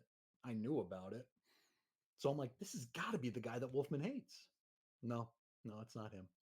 Because he actually mentions his name in the interviews and he says he's a very nice guy. But the Peterson thing is interesting in that like he kind of overcorrects his praise of Wolfman. Like I know how you hate like repetitive use of phrase or words in the same sentence. Sure. There's a paragraph reply or response from this editor where he says, you'll never want to meet a nicer guy than Marv Wolfman." He says it like 4 times. Mm-hmm. He's like, and I want to make it clear, you'll never meet a nicer guy. And oh, he's a sweetheart. Never meet a nicer guy. You never want to meet a nicer guy. It's like, dude, we get it. Yeah. We get He's a it. peach. He is Yeah, a peach. Oh yeah. and it's like, why do you feel the need to repeat it so many damn times? And it's like, I gave Marv ideas, and he was on board with them. He loved them. He thought they were great. He was very excited for them. Uh-huh. And then you go to the Wolfman interviews, like, some of them were okay. I had a job to do. If you I don't know. ever created a compendium of your own, it'd be the Hmm, icing on the cake. Is if like the last page, you had a quote hmm. from the writer of this compendium, and you're like, "So were you ever a big Titans fan?" And, no, not No, really. not No, really. not really. Oh, it showed. It showed, you son of a bitch. Okay. Now that you finish this compendium, do you feel like you're part of the giants of Titans history? Yeah. I guess. Yeah. Maybe. I don't know. Maybe I did draw that one cover. Yeah. Oh boy. Well, that's a letdown. That's a bummer because it's Yeah. something you've been hunting for a while, and you were Hmm. willing to buy double of something you already owned. Yeah. The price was good. That must have had you all jazzed up. Hmm. Um, Only to ultimately be very let down Yeah. by the entire experience. But Yeah, because I was hoping that this one would be like worlds better than part two. And it mhm, is a lot better than part two. okay, But part two is just so damn invested in Teen Titans Go. And it's very much, I mean, it was almost silly to even put that one out when they did because like the Jeff Johns run was like still kind of young hmm, and fresh in everybody's mind. And like it was like the first 30 pages of it is interviews with the creators of Tim Drake with Marv Wolfman, Impulse, Mark Wade, and Superboy, Carl Kiesel. Totally like stepping over like the Jurgens run, the Grayson run, the Ferber run, just going like, oh, we need to get this Jeff Johns stuff down now. hmm, And then it jumps back to a few pages about the Jurgens stuff. And even that, I mean, that interview is very shallow too. yeah, bland. It's all bland. It is. It is. It That's is. a I mean, bummer. I know like sometimes we'll romantically call these tomorrow's books like our textbooks, but they need to be written better than textbooks. Hmm. because they're also entertainment. And they've had some good ones. We talked about the DC Yeah. implosion. That one's a very informative Mhm. book. I was touting the 40th anniversary of Crisis Mhm. issue that just came out recently, Yep. and I've been very disappointed with the quality of Back Issue magazine as of Yeah, it's been late. rotten for a while. I I Yeah. I canceled it for my sub, despite reading it for a few years there, and then Mhm. again pleasantly surprised by the Mhm. quality of this issue. So yeah, the consistency doesn't seem to be there, but as you just aptly stated, the romanticism, considering these things a resource or a textbook, and Yeah. to transition into just like ass kissing bloggers, and it was just a shame, really, because the Yeah. potential is there, has always been there, and the Oh, intent, yeah. of course, was to be pure and good, and to inform people, as well as tickle that whole nostalgia noodle thing, so Sure. I mean, yeah. the thing that won me over to Tomorrow's years Mm, and years ago is that I found an issue of Alter Ego, and it was one of those times I was at the shop and I didn't have anything to buy. yeah. So it's like, I'll pick this up. And I went back to work. It was during lunch break at work, and I went back to work and I'm sitting there reading this magazine. And like I realized that like 2 hours had passed and I'd read like 40 pages on Vigilante, like the old Western hero. Not the Wolfman Vigilante, but like the old one with the mask and the Sure. cowboy hat. And I'm like, oh God, I just read all this stuff on a character I've never heard of before. Don't care for westerns at all. Hmm.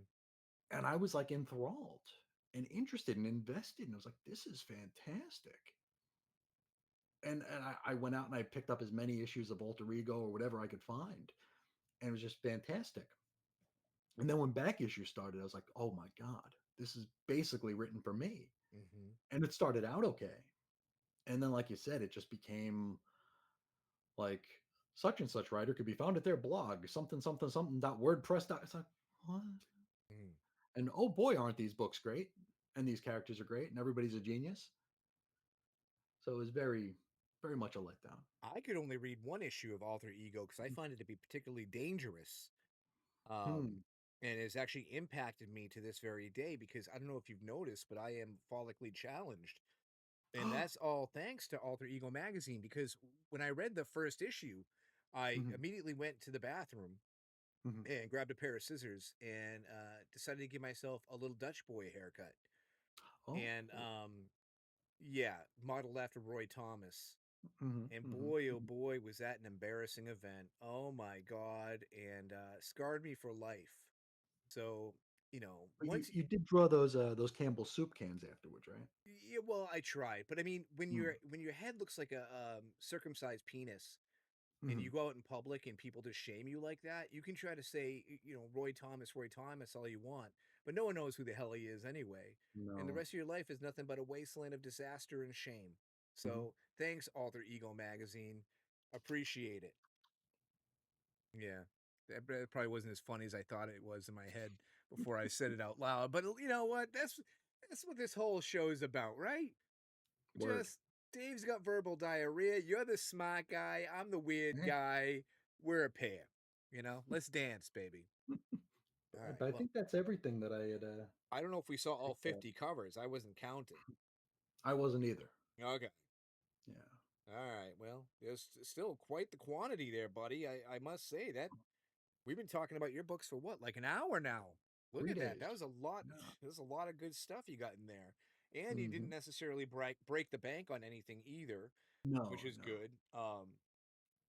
And when I kind of went off on that little tirade, 2-second tirade about the cost of things, I've complained to you privately, and I'm sure I've said on the show many a times, I am really very efficient at nickel Mhm. and diming myself to death, Sure. to the point where I have so many regrets because I wasn't willing to pony up a few extra bucks for Oh, something, yeah. only to later pay for a lesser copy Oh, yeah. of an issue that I could have had. But I was like, a little too rich for my blood. And every time that happens, I tell myself, dude, you're a grown up.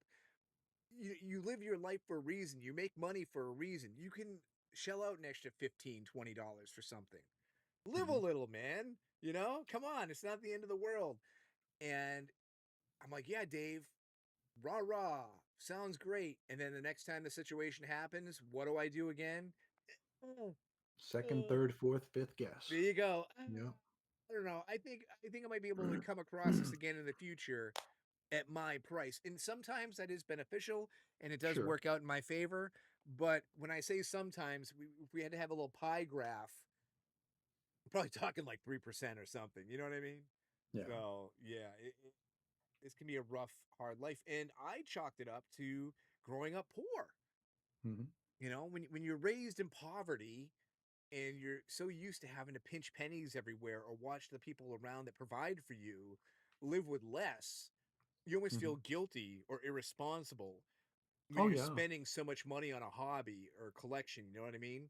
Not that you Sure. should, but it's like this little inner, it's almost like Catholic guilt or something. There's something Yeah. inside you that makes you feel bad about doing something, even if Hmm. it's not the wrong thing to do, you know? And I mean, you just, that is that one question: do you really need this? Oh God, do we really need anything? You know? Of course. Yeah. You know, But that's what it God, gets. It come and like I feel like comics especially have gotten any collectible that has a digital counterpart is especially affected by that little voice in our head because it's like, okay, all these issues of Titans are, I can go on Hoopla right now and read them for free. And Hoopla is legal; it's a library, so you can just download the Silver Age Teen Titans trade and read it, or the omnibus, whatever the hell it is. So it's like I'm sitting there and it's like, okay, well, these are like $3 to $5 each. Do I really need to spend $3 to $5 each on something I can read? Something I can just go get and check out? And I don't know, it's weird. I never consider that. Oh, Ever, I ever, ever. I I, I do now. Mm. Yeah, it's especially since like if I were to do a project, I would Oh, sure. probably read them on tablet. Yeah, that makes You sense. know, the only thing I would use the physical issues for would be the ads and the letters pages. Just like with the Silver Age X-Men when I did the Essential X lapsed going through the original 66. I did that all on a tablet, and for the handful of issues of that I owned, I would just use those for ads and whatnot and hmm bullpen bulletins. Yeah. You know. The only way I can kind of relate it in my way of thinking that right now Hmm. would be like, oh, maybe I can do with the trade rather than the expensive single issue. Yet Sure, sure. There's also that's, the trades. Yeah. but that's always burned my ass too because Hmm. I get the trade and I still want that issue, you Yeah. know? Same. So the trade basically serves the hoopla, Hmm. fulfillment Of course. where the trade provides the read, but doesn't Hmm. completely scratch the itch It's to the own gestalt is something. missing. Yeah, Yeah. yeah, exactly. You know what I Yeah. mean? So when you say work on a project, 100% agree, legitimate. Hmm. I understand that. You're totally like using that as the source for the information you need, yada, yada, yada. But I don't do projects. I don't do research. You know what I mean? When you say like fake comics historian, I ain't a fake comics nothing. I'm just a dude. I never consider myself an expert or fake Oh, ass me neither. anything. Oh yeah, I Yeah. understand, but I mean, just Yeah. population at large here. When you got people out there Mm. touting themselves as this, that, or every other thing, it's just like me. I'm just Hmm. me. I rarely think anybody would value my opinion or my knowledge on anything. It's just always self-serving. You Sure. know, everything I do is for me and my Mm. own juices to get those piping up and boiling. Other than that, forget about it. So yeah. Digital comics haven't been on my radar in such a long time. And when I was living uh south of the border, they Hmm. did serve a purpose because I couldn't get my hands on comics in real time. Sure. So there would be instances whether it was PDFs that were, comps or it was reading certain back issues online and what have you until I could score them when I crossed back over to the States. Sure. Sure. But yeah, my son, not too long ago, who I've noted has recently kind of gotten into comics, he's been reading some stuff digitally on a tablet, and I'm all for it as long as Sure. that kid's Any which reading. way. Any which way. Hey man, Yeah. right on, you go for it. But just for me in particular, nah, it's not really my jam. So Mm. I don't know. I I I prefer, of course, to read physical, Oh yeah, of course. but for ease and not having to dig, and I mean, these Titans books are 60, 70 years old. So it's like, do I want to risk pulling them out and putting them back in and pulling them out and putting them Oh back my in? God. I mean, Yeah. think about Chris Yu here for a second. Mhm. So he went all digital. He did. He sold physical copies, went digital Yeah. copies on things. And one side of me goes, man, that makes so much sense because how many problems does all these physical copies cause? A ton. Oh yeah. Whether it's Oh with yeah. your personal relationships, finances, I mean, up and down Space. the board, you name it, Yeah. all over the map here. Hmm. But then the other side of me is like, oh no, no, no, no, no, no, that would never suffice. Yeah. I could not convert to such No. a line of No. thinking. Um, so it's tough, you know what I mean? It's Hmm. rational, it's legit, It it is. doesn't curb your It's adult. passion. Yeah, there you Yeah. go. You know, it's just one of those things. And So, it's weird during COVID. We came close to at least all the X-Men books going digital. mhm. Jonathan Hickman was pushing for it during COVID. He wanted everything out just as if there was no COVID. It's coming out digital now. And it's like, thank God they didn't do that. So I Yeah, mean, it's not like they wouldn't have reprinted them, but at the of same time, course. it's like I don't like that. Mm. That's a domino tip that I don't want to see tipped in my lifetime. It's interesting you should bring that up because that's something I've thought about where it's like, let's say something was a digital first and then it hits Hmm. print. I consider that print, even though it's the first time in print, not being Hmm. completely a Not legitimate. legit. Yes, Yep. exactly.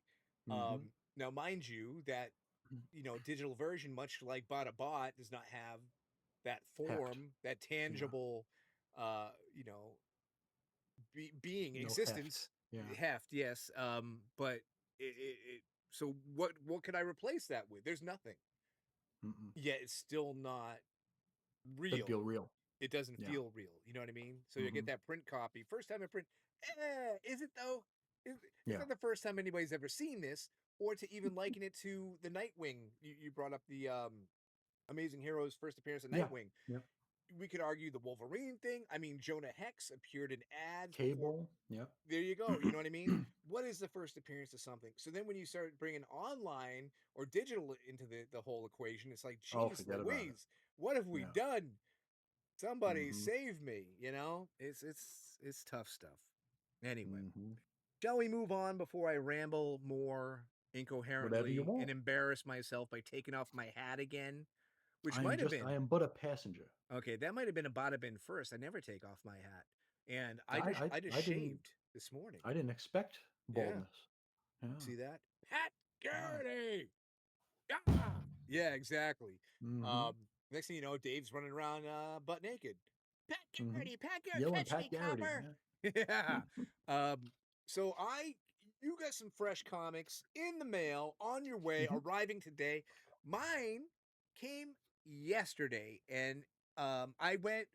I'm true to my word. Hmm. Once per month. So I Booyah. got something like 30 new books, but I decided to do something with my sub. Hmm. I told you guys about how I subbed my son to the Miles Morales comic Hmm. because with the discount doesn't hurt. He's enjoying comics now, and plus, I get him a lot of dollar bin stuff, so it's like, hey man, this is brand new. You walk into a shop, this is a thing sitting on that shelf, just came out. It makes you feel good as a young kid. You know what I mean? It's fresh, it's hip. Something else I decided to do was I brought him up many a time. My buddy Beto from work, my hunting pal, we go out looking for comics together all the time. He had to kill his sub. He did. Old Yeller brought it behind the barn.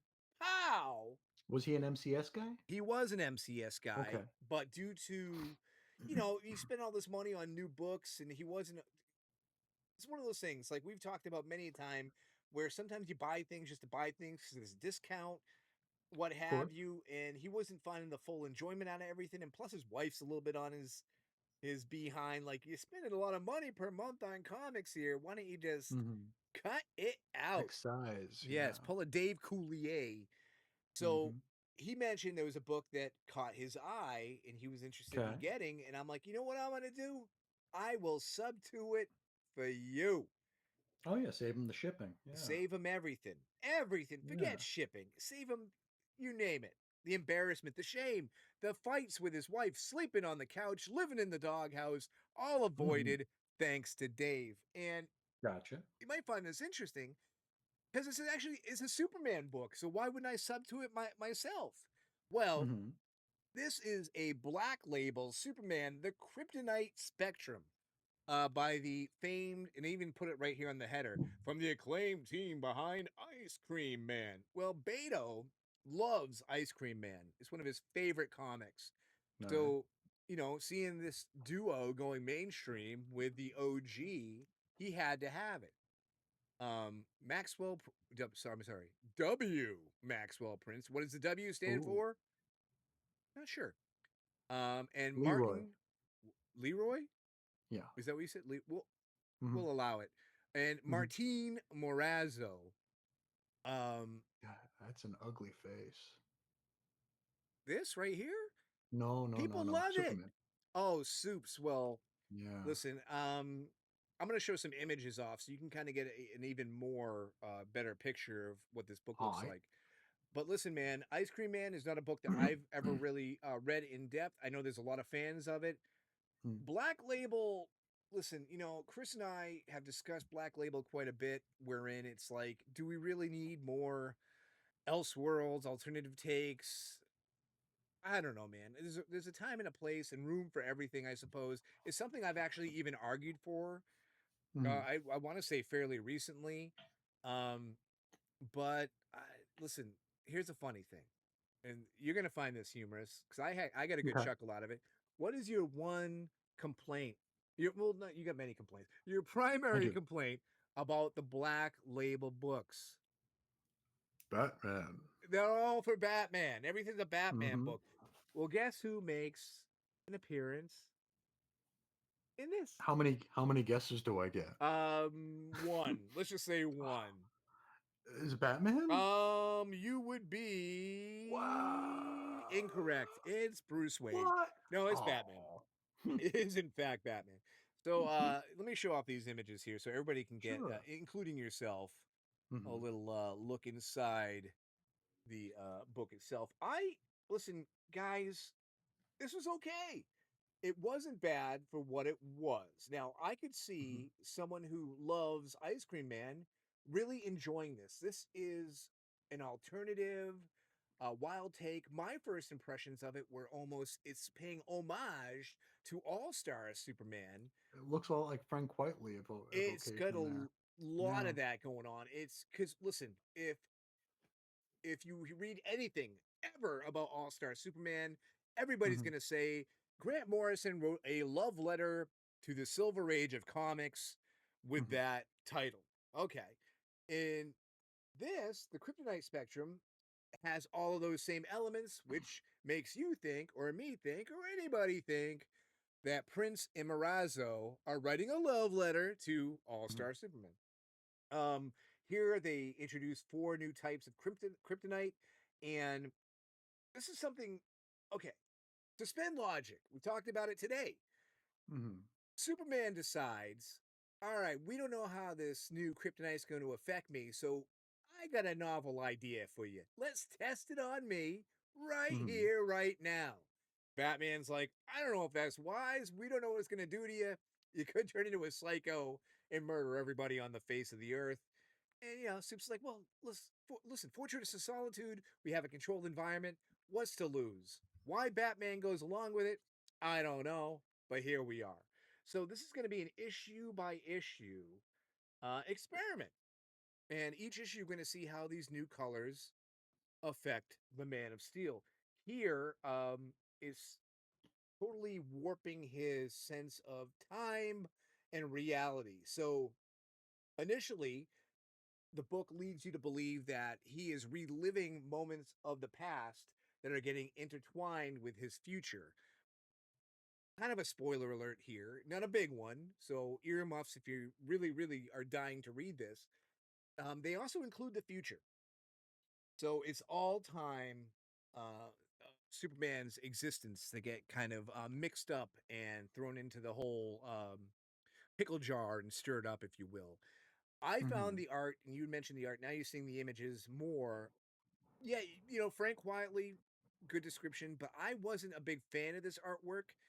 I'm sure Marazzo, does great in Ice Cream Man. I just find his style very odd It for, is. the mainstream Superman kind of style of look. Yeah.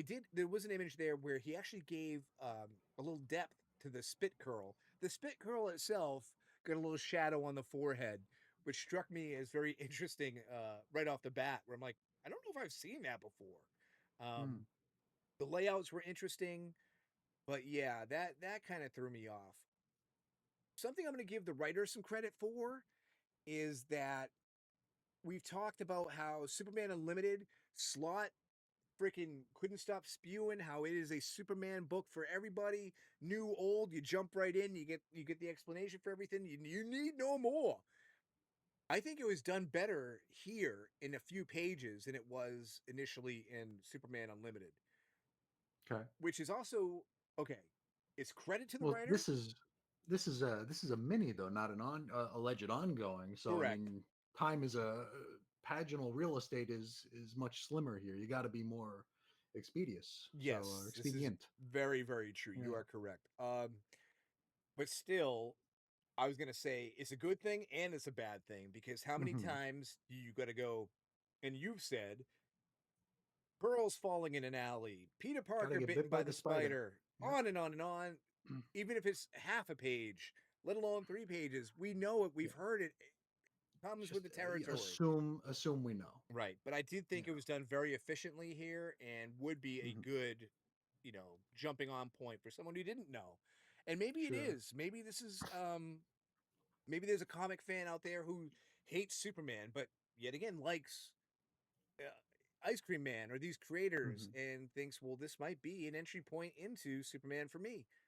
Therein lies a reason for it and that's a cool thing, you know what I mean? I hope Beto digs it. I think he's going to dig it, but Hmm. for me, I'm kind of glad I didn't sub to it personally. I didn't find a whole lot that, you know, appeals to moi per se. Um, Do you see it as a gateway to mainstream Superman books for people who don't like Superman? maybe, You think so? maybe I wouldn't shut the door on that.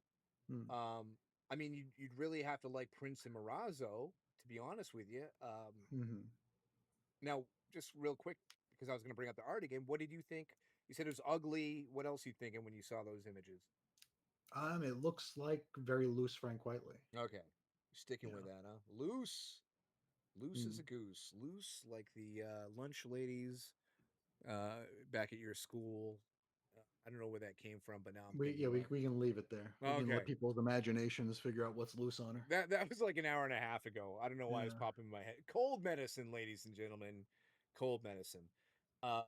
Yeah, I don't know. The art was just I wasn't totally pleased with it. I mentioned the layouts and stuff are cool, and they are. I Hmm. think one of the examples I showed there was something like a 18 panel 600 page. panel. Yeah. Yeah, yeah, and that was Yeah. neat. And the way it worked into the story made sense. So it was kind of a cool Hmm. thing there. But hate to use the word again since I just brought up such a random thing, but loose makes sense because there were some pages where it looked fairly tight, Hmm. and you know, uh, some effort was really put there. And then there's other panels where you're like, this feels like scribbling. I don't know. It just wasn't Hmm. consistent or cohesive or any of those Okay. fancy $3 words, you know? Anyway, so yeah. And plus, here's the other thing every issue is going to be a new flavor of the month, A different color. a Yeah. different color, and it's going to affect them in a different way. I guess here we go. Earmuffs again. But at the end of this issue, they tease what the next kryptonite is going to do to him, and he gets big, real big. Like, honey, I blew up the Superman big. So I think next issue is I think it was even solicited already as like super Godzilla Superman or like Kaiju Superman. Like he's gonna be I don't know, Mm. Stay Puft Marshmallow Man status or something. So yeah. But listen, I bought this for somebody else, so you know what? They're gonna keep coming in every month, and I'm gonna keep reading them. Why not? Hey, You know, there you go. keep checking it out. Beto, I hope you enjoy it. I just crapped all over it, but I hope you dig it, my friend. Black label all the way. And you know, I was going to show off some of the books from my hunting over the last like month and a half. Hmm. But one issue, I haven't read them all, but one I really dug a lot, like to the point where I was Hmm. even posting on our social media that you ignore. Hmm. Dave digs this. Dave do like, and that is Action Comics. Oops, I hit the wrong button here. Action Comics number 670. Armageddon 2001 tie-in with Armageddon 1991. Hello, and this is a Roger Stern and Bob McLeod yarn. And the cover to me just screams what a beautiful era, that early 90s. This is before it got all Oh yeah. nasty, as we were Hmm. alluding to, which would make you want to pull up and the 90s sucked and everything else. Um, and this was a Buckman pickup. I didn't really, it was just a hole filler. That's Hmm. it, man. I never read it. I was like, well, okay, $1. I looked into CLZ. Do I need 670? Yes, I do. And man, Roger Stern is a writer that I feel like we brought up a fair amount here on the Bada Bin show. And I believe we give a lot of respect to Roger Stern.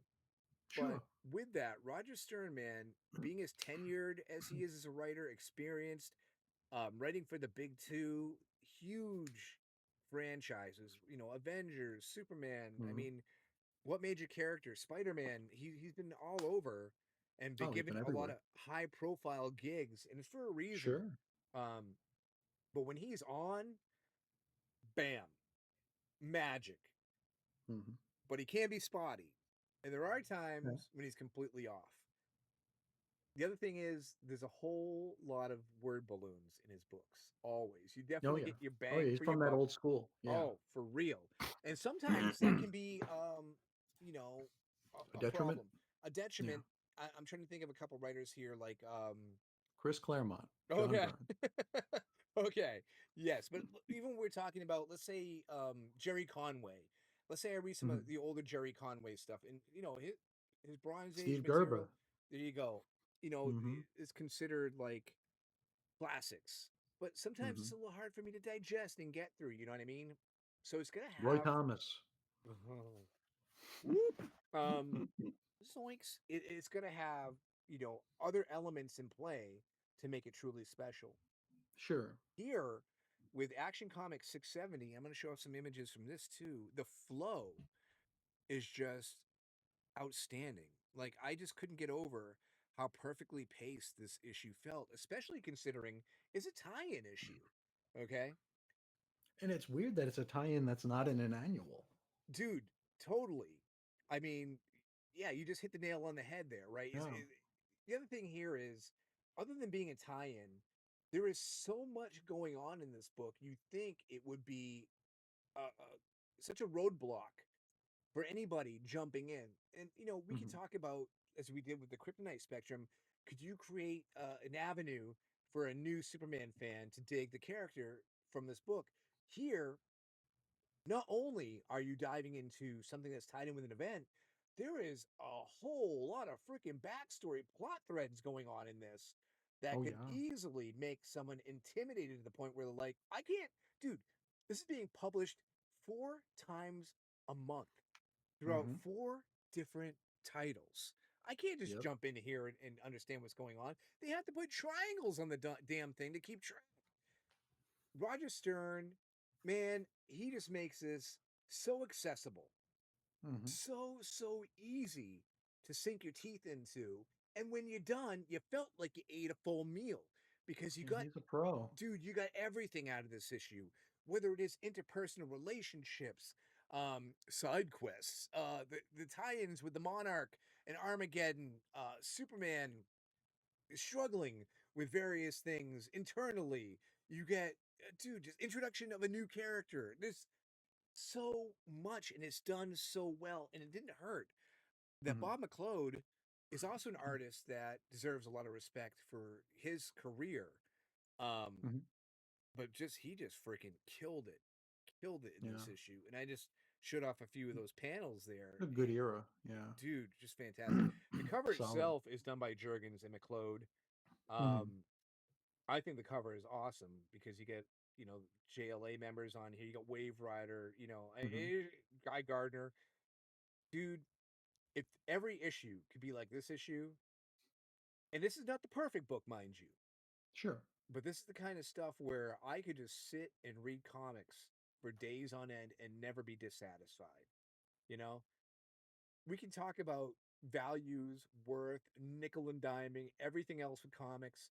This was found in a dollar bin, Mhm. but really, how could this not be worth a whole lot more just based on what you receive for what you paid? Yeah. You know what I mean? Oh, yeah. It's a beautiful thing, dude. Mhm.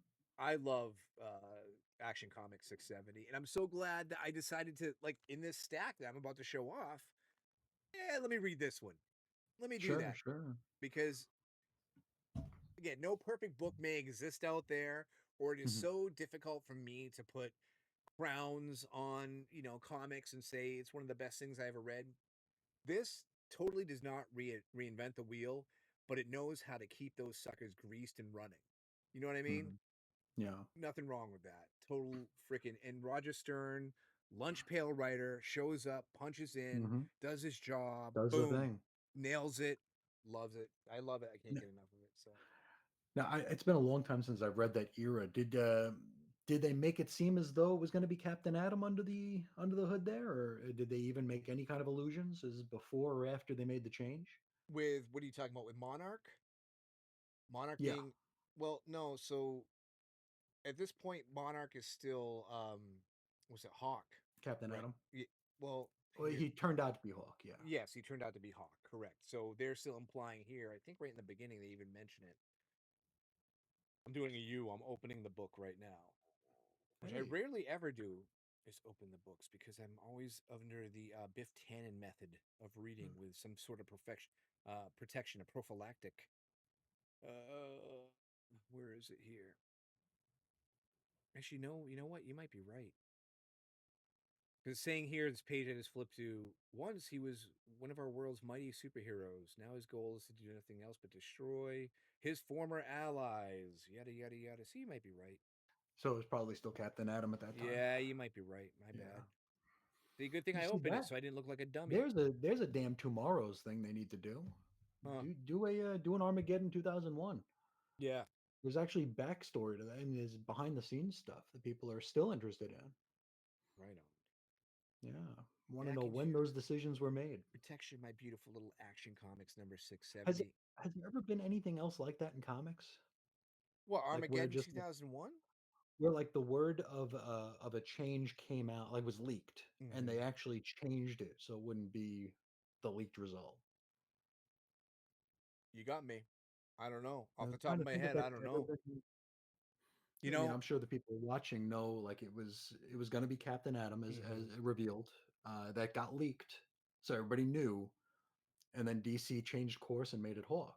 right. So I don't know if that's ever been a thing before or since. Be interesting to find out. You would think it would happen more often now than it would have back in the 90s. You know what I Well, mean? now we have receipts, unfortunately. We have what? We have receipts now where it's Oh, like, okay. well, this was leaked online. So it's like, hey, we have screenshots right here. Right. So it's like, we know you were going to put Banshee in a Nazi costume. We know that stuff now. Where, I mean, there was a little bit more cloak and dagger back in the 90s, True. But I'm where it's saying, like, and especially with it being a DC book, because like Wizard would give like 3 lines in the entire magazine to DC.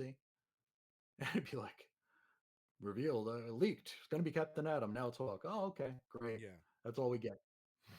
Well, I'm just suggesting, like, I could sign an NDA, but then I Mhm. could go use like a burner account or something if DC Oh, pissed me sure, off and been like, I don't know, you know, whatever information. I'm not going to make sure. anything up now, but you get Yeah, yeah, my yeah. point. You know what I mean? It was And going it to be gets out Terry real Long all time. along. Yeah, it gets out. It gets out real time. It's out there. You can't Hmm. put it back in the box. Everybody knows it. As you said, there's receipts and everything else. So Hmm. Now I feel like the companies leak it themselves, so maybe that like one of the mainstream news outlets out there will slum it, and it's like, oh yeah, that Jonathan Hickman Fantastic Four story where they're going to kill someone, it's Human Torch. Okay. That Enjoy reading it in 2 weeks. Yeah. Well, I was gonna say if you did it a little farther out, it would make sense to kind of see an audience reaction if you're worried about something before it happens. Hmm. You know what I mean? If you're trying to do a little rumor mill stuff, like yeah, Human Mhm. Torch is about to die, and everybody online, oh damn it, that Garrity, rah," and they go Mhm. cuckoo. Let's change course. Let's make it Hawk. Yeah. Let's do Hawk Let's here. kill Hawk instead. Exactly. You know what I mean? So I can see it serving a purpose there. Other than that, I don't know. But again, I think if you did it 2 weeks beforehand, would it really kill sales on a book if that was spoiled? No, I think it was. I think it was there to increase sales on the book There you go. The death and of make you buy Johnny multiple Storm. copies because the Death of Johnny Storm was a black bag book. Okay. Yeah. Isn't it funny how that would work? You'd think it'd be like a negative thing, and it's not. Hmm. It's always a No. positive. It's almost like in real life how we celebrities and stuff get in trouble for things. Oh, that's the end of that guy. They Hmm. they're done. You can't get away Yep. with that. And a truck full of $10 million backs up to their door. Yeah, think again. Now they got their Hmm. reality show. They get their all Yep. tell all biopic. They have their Yeah. come to Jesus moments. They have Yeah. their Whatever. redemption arc. Yeah. Yeah. Oh man. All right, let me show off a few of these Okay. four And I color just got funnies a here. I just got a text, so I have to check on something real quick. You So do that. you do your thing, and I'll be back. Okay, groovy beans. Okay. Ooh, let me change cameras here then, since Chris is not going to partake in the showing off of the book. So, any of you who did enjoy the social media posts, I thank you because you subscribed, you watched, you contributed, you rule. So, this is going to be a little bit of repetition for you because I did show off these fine comics during those vids, but you know, for the internet as a whole, I'm doing it all over again. The first one here I have on top of the stack, I always want to save because during one of those videos, I mentioned Chris is not going to be crazy about what happened with this book. So I'm going to tuck this sucker right down here for a little ambush later. Sound good? Yeah. Because Chris right now is off in a soundproof room, unaware of what we're discussing. You and me and you. Private conversation. This is all randomized, but at least I think this is based on vacation.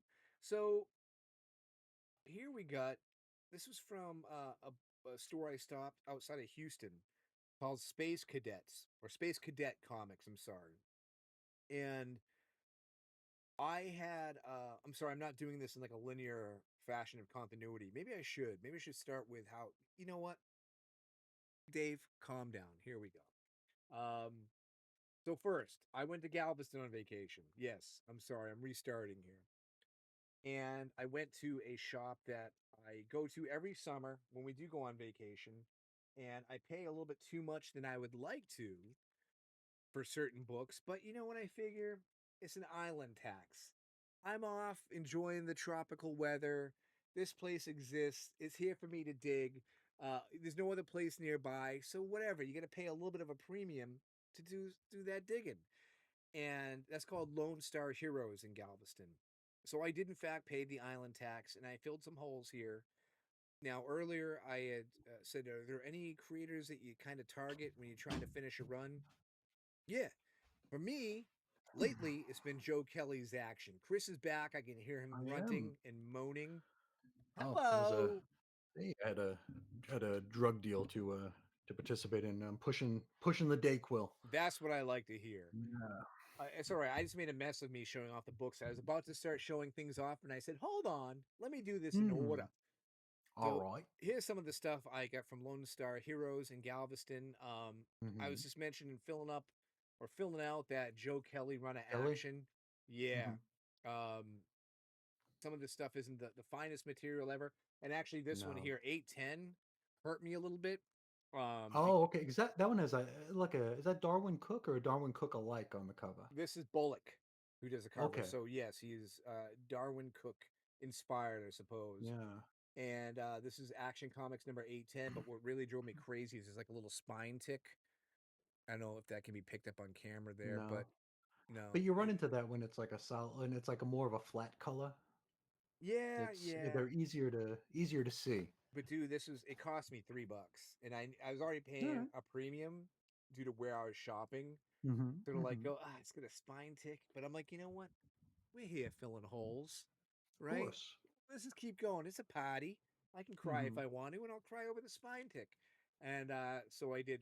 So the other last thing I picked up from Lone Star Heroes, again, I paid more than I would have cared to, but this Mm-hmm. is something that is on our radar.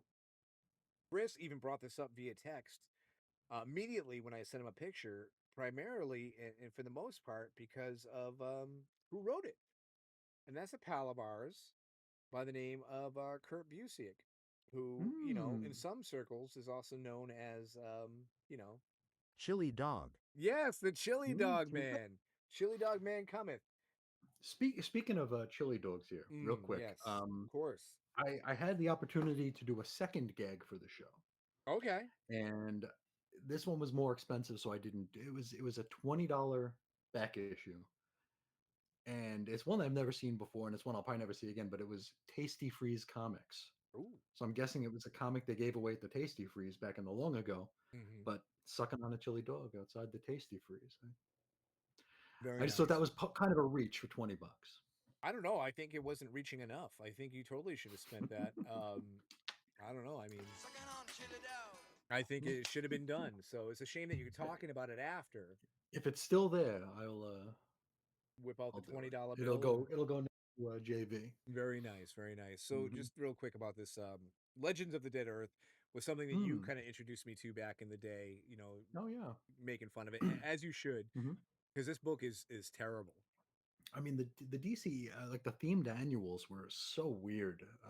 Sometimes you had like Armageddon was weird, Hmm. but at least it told like a cohesive story ish, Yeah. warts and all. But stuff like the Dead Earth and like JL Ape and the year ones, the weird year one Yeah. annual they did, very very bizarre. Yeah, dude. And there's like no redeemable quality out of this No, book at all. The whole Legends of the Dead Earth. I haven't read all the tie-ins. I have the Superman ones now. This was what I needed to sure. complete all the Superman ones, but even then I could say, yeah, well, at least that one has some a cool Jerry Ordway cover, or this Hmm. had whatever. Like, okay, this is here we go. I think this is Ordway on this cover too. I think he did all the covers. He might Um, have. but this has Paul Ryan on interiors. There's another guy that I've told stories about that we don't give enough credit to, being a lunch pail, true and Oh, blue definitely journeyman. Yeah. creator. But the story was just terrible. It was so bad. So shame on Chili Dog for producing what he produced out of this one. But I spent Hit $4 twist. on it. So who's worse, him or me? Um, okay, so like I said, I totally struggled initially with this little segment here, saying I want to do these things in order. Um, Hmm. Next stop, because I couldn't find. I was looking, man. I was looking for more comic shops on my travels, so I hit Google, and just outside of Houston, it was Space Cadet Comics. Let me pop in. They got good reviews, and it was a weird store. It had a very different layout Hmm. than I'm accustomed to. Like when I first went in, the staff was really, really friendly. The girl working behind the counter was more than accommodating. Like I was like, "Hey, I'm looking for some Mad. Oh yeah, we got some in the attic. Let me go take it down for you." Okay, cool. But they had like And file where cabinets. again? Yeah. What's that? This was in outside of Houston, you say? Right outside of Houston. Yeah. Okay, okay. Space Cadet, and So this was on the drive home. this is on the ride home. Yeah. Gotcha. Okay. And it was one of those things where we're driving and I'm like, dude, I don't feel fulfilled. Like we Hmm. need to stop somewhere because that whole experience at Lone Star Heroes, that spine tick on Action Comics, was it Rassam 610? Frassam. Oh no, what issue was it now? I don't want to look like a fool Pat again. 810. Garrity. It was issue 810. Drive me insane. And so they have file cabinets there, but they don't base it on like action, detective. It's all by Okay. character. Superman, Batman. Okay. It's all Superman's Gotcha. all in these cabinets. Superman and Jason stuff is all in the bottom Sure, cabinet, sure. that sort of thing. Um, it was kind of a chaotic store for the uninitiated, but I would Those could be definitely, fun. yeah, Those totally, could be fun. yeah, Yeah. for real, and I would totally go there again. So Sure. I was a fan of the whole experience, albeit a little strange and unusual. Yeah. Overall, A happy to little go there. overwhelming, I'm sure. Especially Yeah. when you're on a time crunch, you got a long ride ahead of you. Oh yeah. Yeah. Plus, I found, I love me some Jonah Hex. I found a hole filler here, number 39. Not the best condition in the world. The cover actually looks better in the plastic. Probably another reason why I recommended you rebag some of your Titans. Mm. Once you take it out, you start seeing the flaws here. Hmm. Was I crazy about spending $4 on it? No, but to reiterate what I was saying earlier, sometimes when you're just looking to dig, you're willing to pay an extra dollar or two, For sure. and defeat that inner cheapskate. No matter how much I kind of promote it, and me being so chintzy and when it comes to opening my wallet for stuff, but I was excited. And then this one, I got the mat over there. I don't have it to show off, so I pulled a Chris on that. But this one, Mm. I even in the video I said you'd be a big fan of this one. Is Superman number 330, which has recently Hmm. gained value. Do you want to know Really? why? Oh, Would you you? said it has something to do with the movie, right? Yes, it does. Yeah. It's I don't know if it was intentional or not, but there was a Hmm. scene in the movie, and I want to say it was Guy Gardner who brings it up, who's like, "Oh Hmm. yeah, he hides his secret identity because like these glasses trick everybody. They send out like these whatever rays or something." He says something like that. Don't quote me, people. But anyway, this is Martin Pasco wrote this issue, and Hmm. this has something to do with the same thing, where he puts on these glasses that Does it influence make him like people. vibrate or something? It was Or something like that. Yeah, let me open this bad boy up. what's the number? It's issue number 330. The Three startling thirty. Let's secret of how see. Superman fools the world with his Clark Kent identity. Um, I think, what did I pay for this? Ooh boy, I paid $6. So yeah, it definitely has the movie. Because really, what is this book worth otherwise, right? You want to know? Not yet, not yet. Because I do want to Okay. mention this. This does have the Mark Jewelers insert in here. Fun, Hmm. fun, fun. Now you're looking up the issue. You're looking it up just for value or for the reasoning behind the glasses. Value. Oh, I'm okay. I'm on our favorite Price Guide is Right site. Okay. Give me a second here. Hypnotic powers. Oh yes, I must have a super hypnotic block. La da da da da. I'm not reading this whole thing right now. I'm sorry. You see, that's like this is we just don't think about it Okay. when you explain it. No, not you. I'm talking about the writer of the Oh issue. yes, It's like, yes, yes. Of course. yeah, it's like don't think of. We're trying to fix the unfixable. We're giving Right. logic and science to a man who has been hiding his identity for 50 years with glasses. Yes. Just go with it. We don't need the backstory. We get it. Yeah. Well, I mean, you could say, it's like I know Byrne did something where it was like he when he was Superman he vibrated ever so slightly. right. That makes sense. Or Sure. speaking of All-Star Superman, where he would change his posture and he'd get like sluggish Hmm. and what have you, and that made sense as well. That was also Yep. kind of a logical way to put things, so that all Hmm. worked too. Um, okay, so real quick, what is it worth? Superman number 330. Do you want me to guess? Would you like to guess? You know what? Let's guess. Do it. Let's do it. Let's go for freaking go for it all. Okay. All Hmm. right. So I paid $6. Okay, so I'm gonna give you a $5 buffer. Oh, that's a lot. That is a big buffer. Hmm. I'm gonna say it's worth 350. Low. I'm low. Okay. You're low. $8. You're low. Really? Okay, okay. Real quick before I make my last guess. We're basing it on basically a very fine condition. Yeah, whatever their boilerplate condition is. I'm guessing it's probably uh, I don't know. I don't know those numbers. I don't know what any of that crap All means. right. Last Like when I bought guess. that Donna Troy, Yes. it's like this is probably better than an 8, and I'm like, what the hell does that even mean? Okay, I was telling you, man, things are gonna be crispy. They're gonna have those nice and it's like corners on them. better than an 8. Dude, you Okay. just saw a spine tick on 810 was making me Oh man, lose sleep at night. that drops at 0.33. Damn right it does. Oh My boy. last guess. Okay, 12 hit it. smackaroos. Okay, you're in the ballpark. It's 14. Yeah, third time's a charm, pack everything. Hmm. Okay. And Mm, everything around it is worth $14. okay. Yeah, so the I guess the movie did not make it go up in value. All right.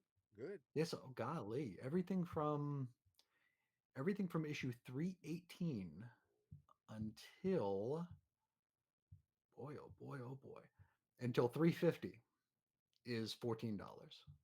Wow. Yeah. Well, you know what? Maybe they make it go up in value on that site, but I haven't looked. But I'm sure on eBay, someone's probably gonna like, Oh, I'm sure. as you saw in the Superman movie, he's got hypno glasses.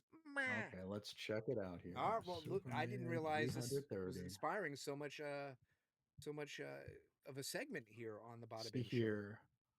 Superman 330, The Origin of Superman and Clark Kent Glasses, $25. There we go. Okay. First Hypno Glasses, $30. First Hypno Glasses, $60. See, the proof Wow. is in the pudding, my friend. Scummy. There we go. Okay, sold items here. I want to see if any of these sold recently. Okay, let's do some digging.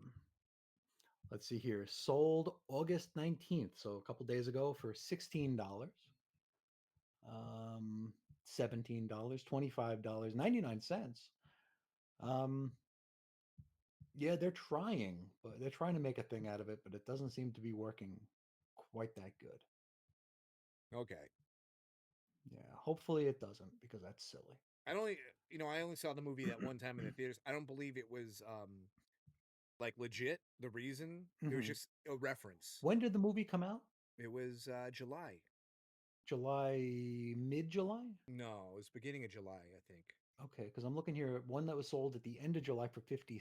Mm-hmm. So I guess somebody jumped on. There's a $50 one, July 23rd. So I guess if we get closer to the time when the movie actually came out, yeah, we're getting $25, $40, $30, $20, 35, 60. Okay. $60 there. 50. Yeah, so I guess its time has come and gone. Yeah. It's that weird thing, man. It's the Gotta flavor of the strike. month. Yeah, that's Yeah, it. you gotta strike.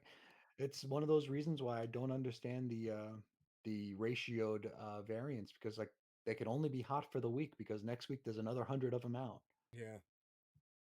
Or it's like I think after I saw the movie, I mentioned to you there's going to be some issues of like Justice League Europe that speculators are going to Oh, go with gaga for Metamorpho. because Metamorpho's son is in the movie, Hmm. and there's that part in the Oh, books those were where JLE books. yeah, I Okay. believe they're all Justice League Europe. The appearances, the initial appearances there.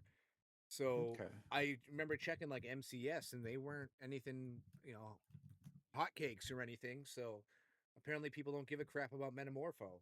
So yeah. See here, and like if I'm going through the list here of JLE, Mm-hmm. there's only one issue that's worth a little bit more than they're all $4.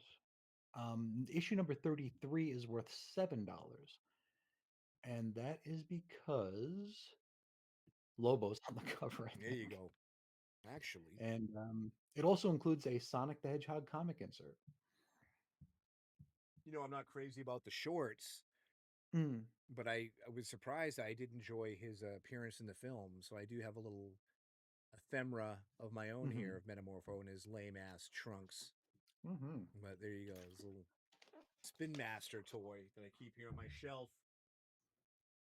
Anyway, now that we've price guided ourselves out here, let me just get through these real quick. Sure. When I did my staycation, I wanted to hit up one of my favorite spots on the face of the earth. That's Awesome Comics here in Dallas. Dollar bins abound. Good deals always given to me. And I picked up some dollar bin Superman. This is all Superman stuff, basically. So, Mhm. don't New expect anything. 52. Yeah. Oh, hello. Here's one with the Supermobile that I needed. Yet again, Mhm. more hole filling. This one was inspired by you, and I grabbed this for a couple bucks. Mhm. Now, I Mhm. believe, and I could be wrong, and I stated the Mhm. same thing on the video that I made. This was the first appearance of Doppelganger's Spider-Man.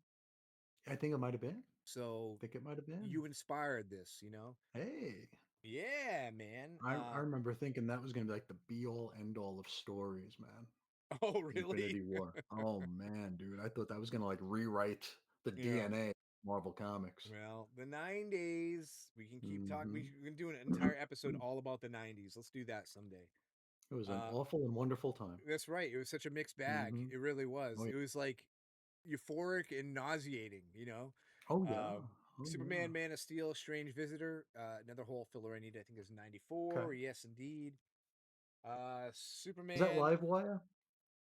No, this one is. I forget who she was actually. I gotta reread these. This is not Livewire. This is Okay. what was her name? So I was going to say those early Live Wire appearances actually popped up in value a bit. I Oh, don't know if they really? still are, but Those they I believe were Livewire because she was from initially the cartoon. the cartoons. I think it was Gail Yeah. Simone's run that she first came into the main No, it public. was before that. Really? I I could don't have sworn it know. was the 90s. I want to say it was during Gail Simone's time, but listen, I I don't hear the know. click clack and you're I'm typing. checking. While you type, I'll keep going with this. Yeah, yeah. Soups 1 million. Speaking of Joe Kelly's run, here's an issue that absolutely friggin' blows. It Which one sucks. is that?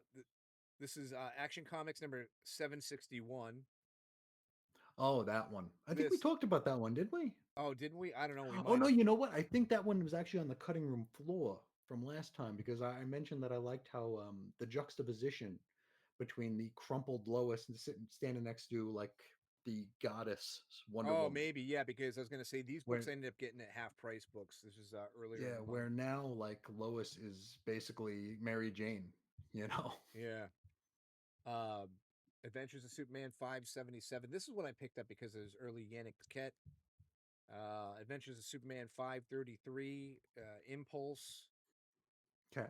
This is Is that imminent cover? Yeah, this is just Yeah. garbage. Superman Action Comics is a book I didn't particularly enjoy, but yet Oh, you again, are correct. am I? Okay, great. You are correct. Livewire showed up during Simone Byrne. All right, I had a feeling, I had an Maybe I'm inclination. thinking of whoever that strange visitor is then. Yeah, Action Comics 808. These were actually at a. This is 788. This was Hmm. what's the name of this store? Damn. Does it say on the tag? Because I can't remember right now. It is oh god, Movie Trading Company, which is a Hmm. weird little store that has like random stuff, movies, DVDs, records, but they some of them do in fact have a little comic section, Hmm. and like the lowest price you're gonna find on comics either $1 or $2.99, but they often Sure. run like get buy Buy two, get one, or yeah. basically yeah. It's not exactly BOGO, but there's always like some little gimmick involved Yeah. in that. And I think that's pretty much all the books I picked up over the last month or so from my back issues. So there you have it. I did get some back issues in my most recent MCS order that arrived Hmm. yesterday. Actually, a lot of Mad. I Hmm. cheated. I like to find Mad more so in the wild, but a lot of my Okay. Mad spots have dried up. That And happens. yeah, it totally has. There's been times that you've hooked me up with Mad in the past Hmm. because you have like a wide Oh, selection of them. there's a ton, and I don't even know what I'm looking at. Yeah, yeah. So for me, Yeah. that would be like Shangri-La. I'd probably be like Oh, freaking yeah. dancing in the streets over that one, not screaming the name of Garrity. Um, Oh, so no. maybe I Can't can take show those Garrity's off. name in vain. Yeah, but it was almost like I got a fucking hair across my ass. Oops, I just swore. Should I?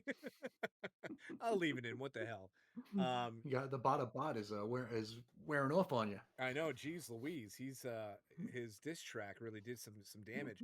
But here's the thing: like you got all Mhm. excited about the Titans. You went crazy for Titans for like a week and a half. Mhm. I did the same thing with the whole Mad thing that I was referring Sure. to earlier, where I was kind of like, wait, this is a good price. That's a good price. That's a good condition and a good price. Don't sit on that. Get it. And it was kind of interesting because there was one in particular that I already had a crappy condition of, and they had it online a little bit better. The price was fair, but I was doing that whole thing again where I'm like, I couldn't logically make sense of it, and I was Sure. seesawing. I'm like, well, I already own it. Do I really want to Hmm. spend $5 and this and that? And I didn't. Someone else bought it. It was gone like the next day when I Oh, went to look at it again. So there's someone else out there just like someone's on your me. wavelength. That's right, Yeah. exactly. So now I was like sharks in the water. Hmm. I gotta be a little bit more aggressive. You know what I mean?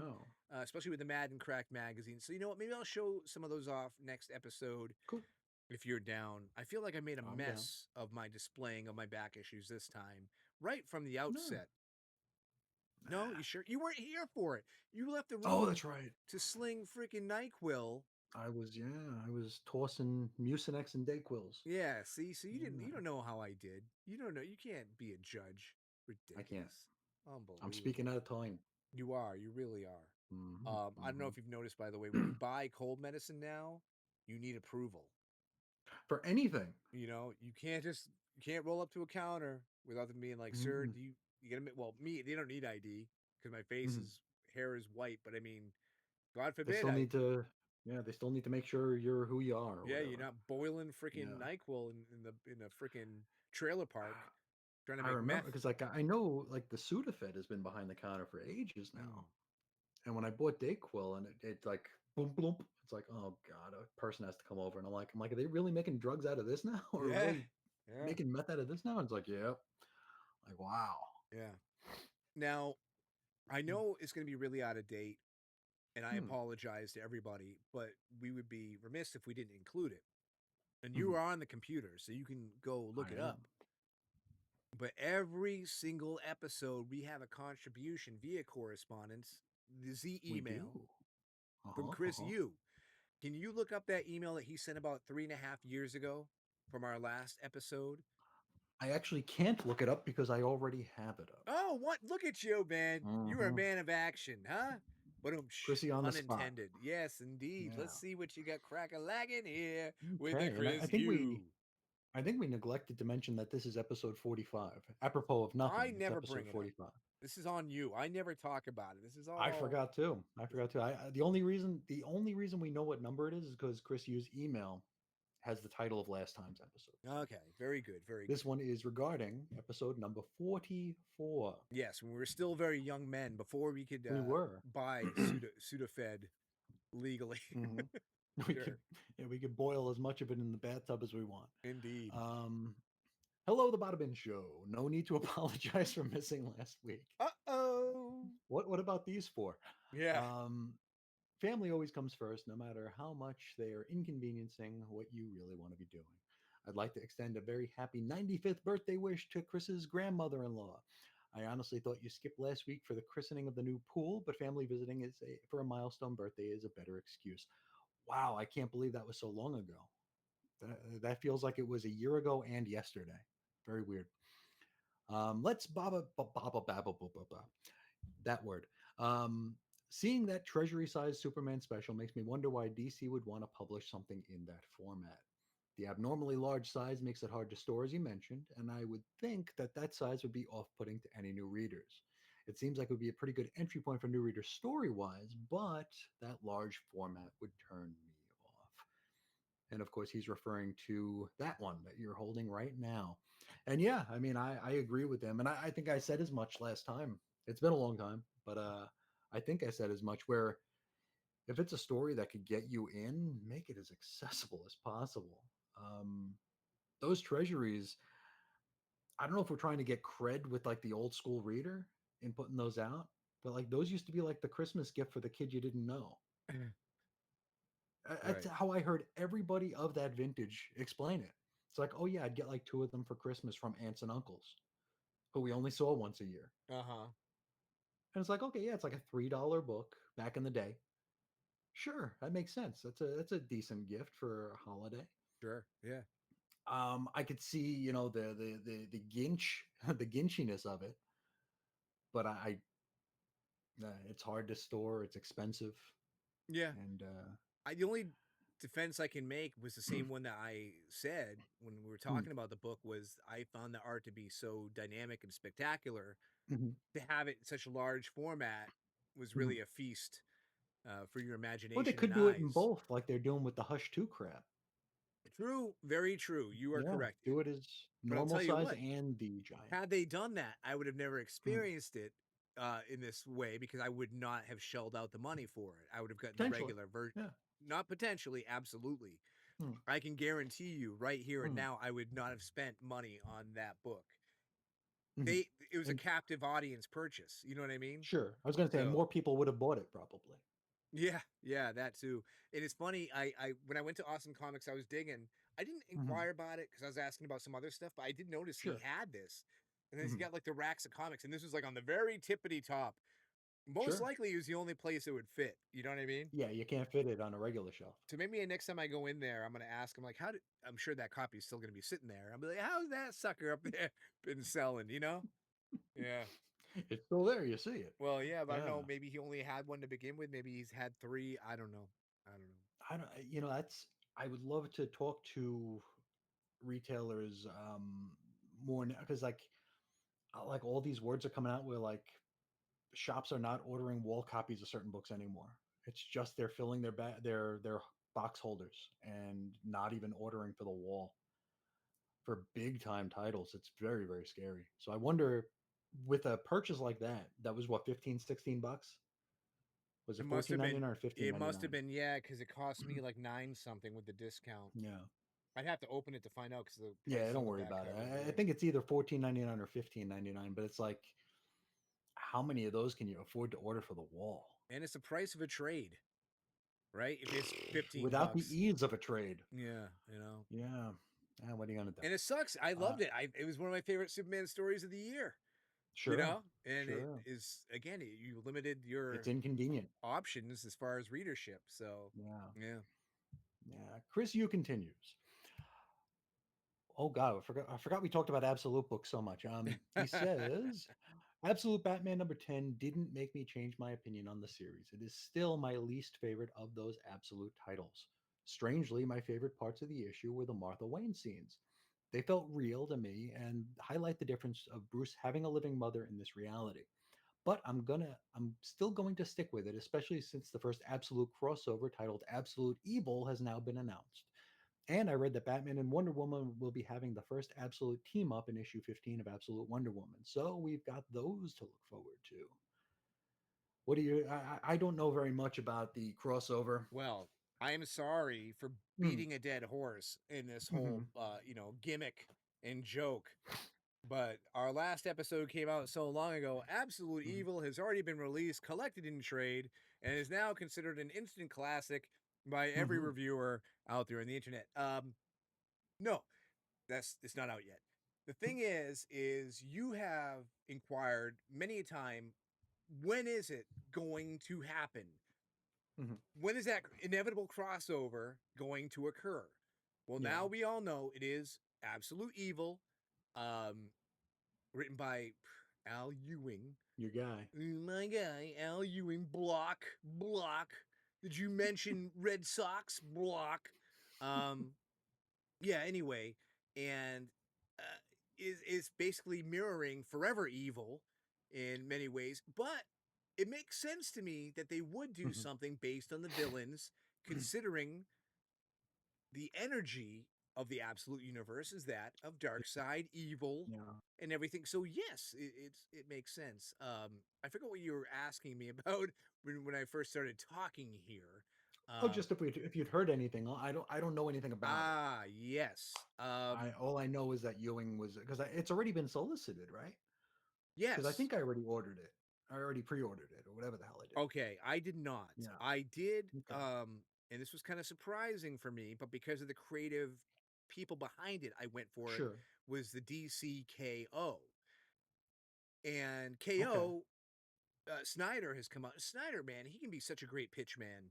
Like he Mhm, really can. Like I read this article from him where he's mhm. promoting the whole thing, and he reveals KO isn't for punching, even though it is a round by round like knockout thing. It's actually Yeah. for King Omega, for the Omega energy, and Mhm, in a way, they tied it directly to Absolute Universe as well. mhm. And the where Darkseid is, what's happening with Darkseid, and I found that very intriguing. Beside all that, it's Williamson and Snyder at the helm. Snyder lately, I mean, I can't Oh, say they've enough both been nailing it. good things about him. Yeah, they've both been nailing it. They both have. Williamson is always, and I mentioned Superman lately has been freaking lights out, large parts thanks to him. Um, but he's always going to have Night Terror on his freaking resume. Yeah, Whoops. yeah. Or Dark Crisis, for example. Whoops. Mhm. But still, I was like, you know what? Let's do it. Dave, let's go Yeah. for it. DCKO.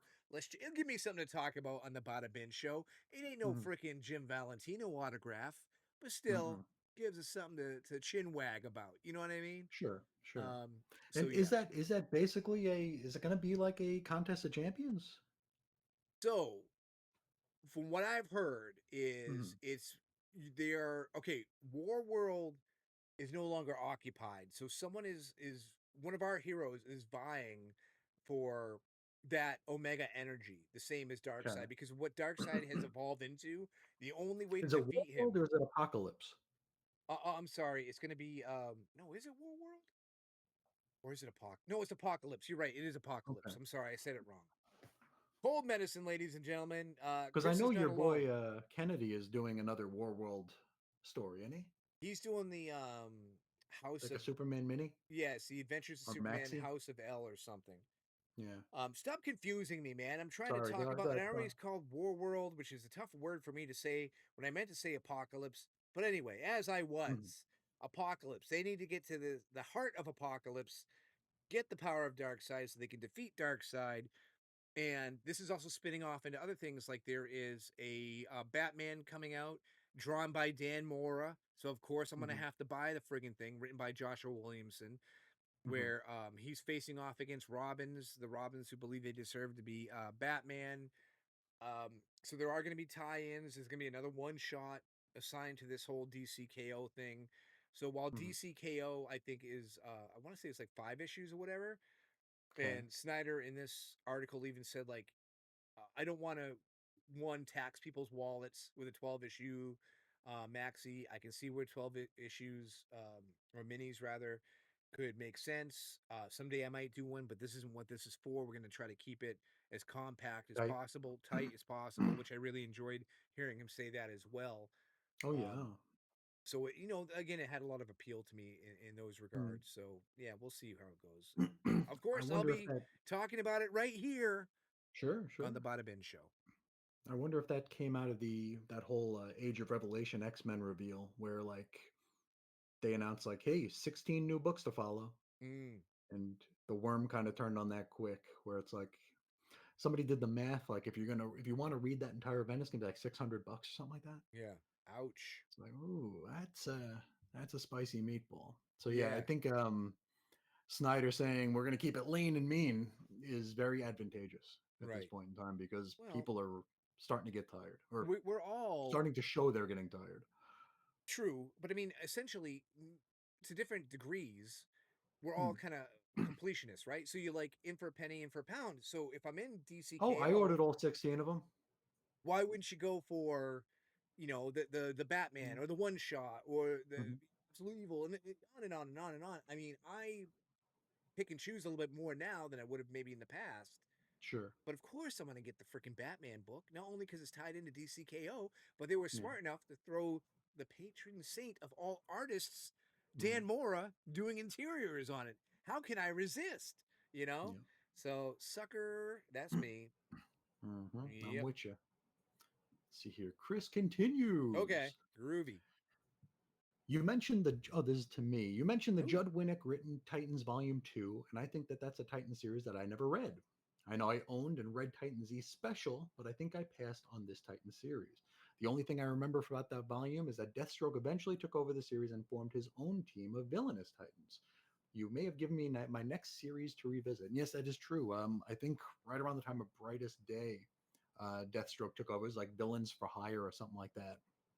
And that was I don't remember anything about it really. I don't know that Winnick was still writing at that point though. Might have been like Bedard, Tony Bedard or something like that. But on the topic of not good Titans series, I'm asking Chris, as a fake ass Titans comics historian, what in your opinion is the worst Titans series ever? And that's anything with the name Titans on it would qualify, whether it's teen, new, spotlight, or adjectiveless. And I usually when I do these, the uh, I'll skim the emails from Chris Yu to see if there's anything that I need to do a little bit of research on or compile my thoughts on. And it's funny timing to get this one because, like I said, I thought that I needed a lot more of the volume one stuff than I thought I did, than I actually did. And the thing of it is a lot of these stories are bad. And we're cheapskates as we spoke of. Like if I were to see an issue, say Teen Titans Volume One, number 40 for $5, it's like okay, I'll get that. But if I see it for $6, I'm stopping to think it over. You know, it's like it doesn't even. It could be $5 and a penny, and it's like, do I really want to do that? It's a weird line to draw, especially since yeah, I need them as a completionist, but they're just not very good. I was gonna jump in and say the worst Titans ones were those stories, but they're not. Um, I was thinking a lot about this, and there's one series of Titans history that I started and couldn't finish. Like, there's nothing that can make me want to finish this story.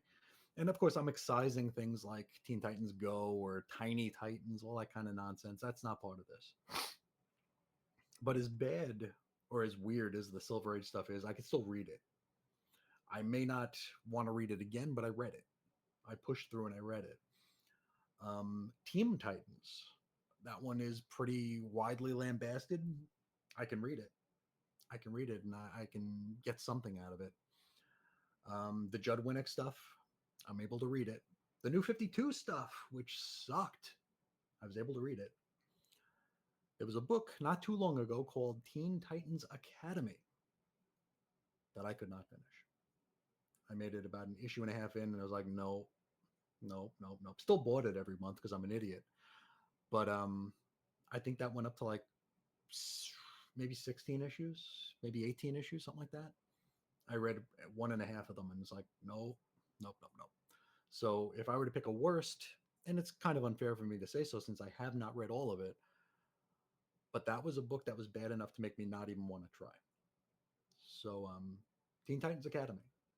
That's going to be my answer. And I know you haven't read very much Titans. Do you have an opinion on bad Titans? No, although, do you recall who the creative team was on the Academy book? People I've never heard of, I think. Okay. Was it Sheridan, maybe? Oh, like Tim Sheridan there? Let's see here.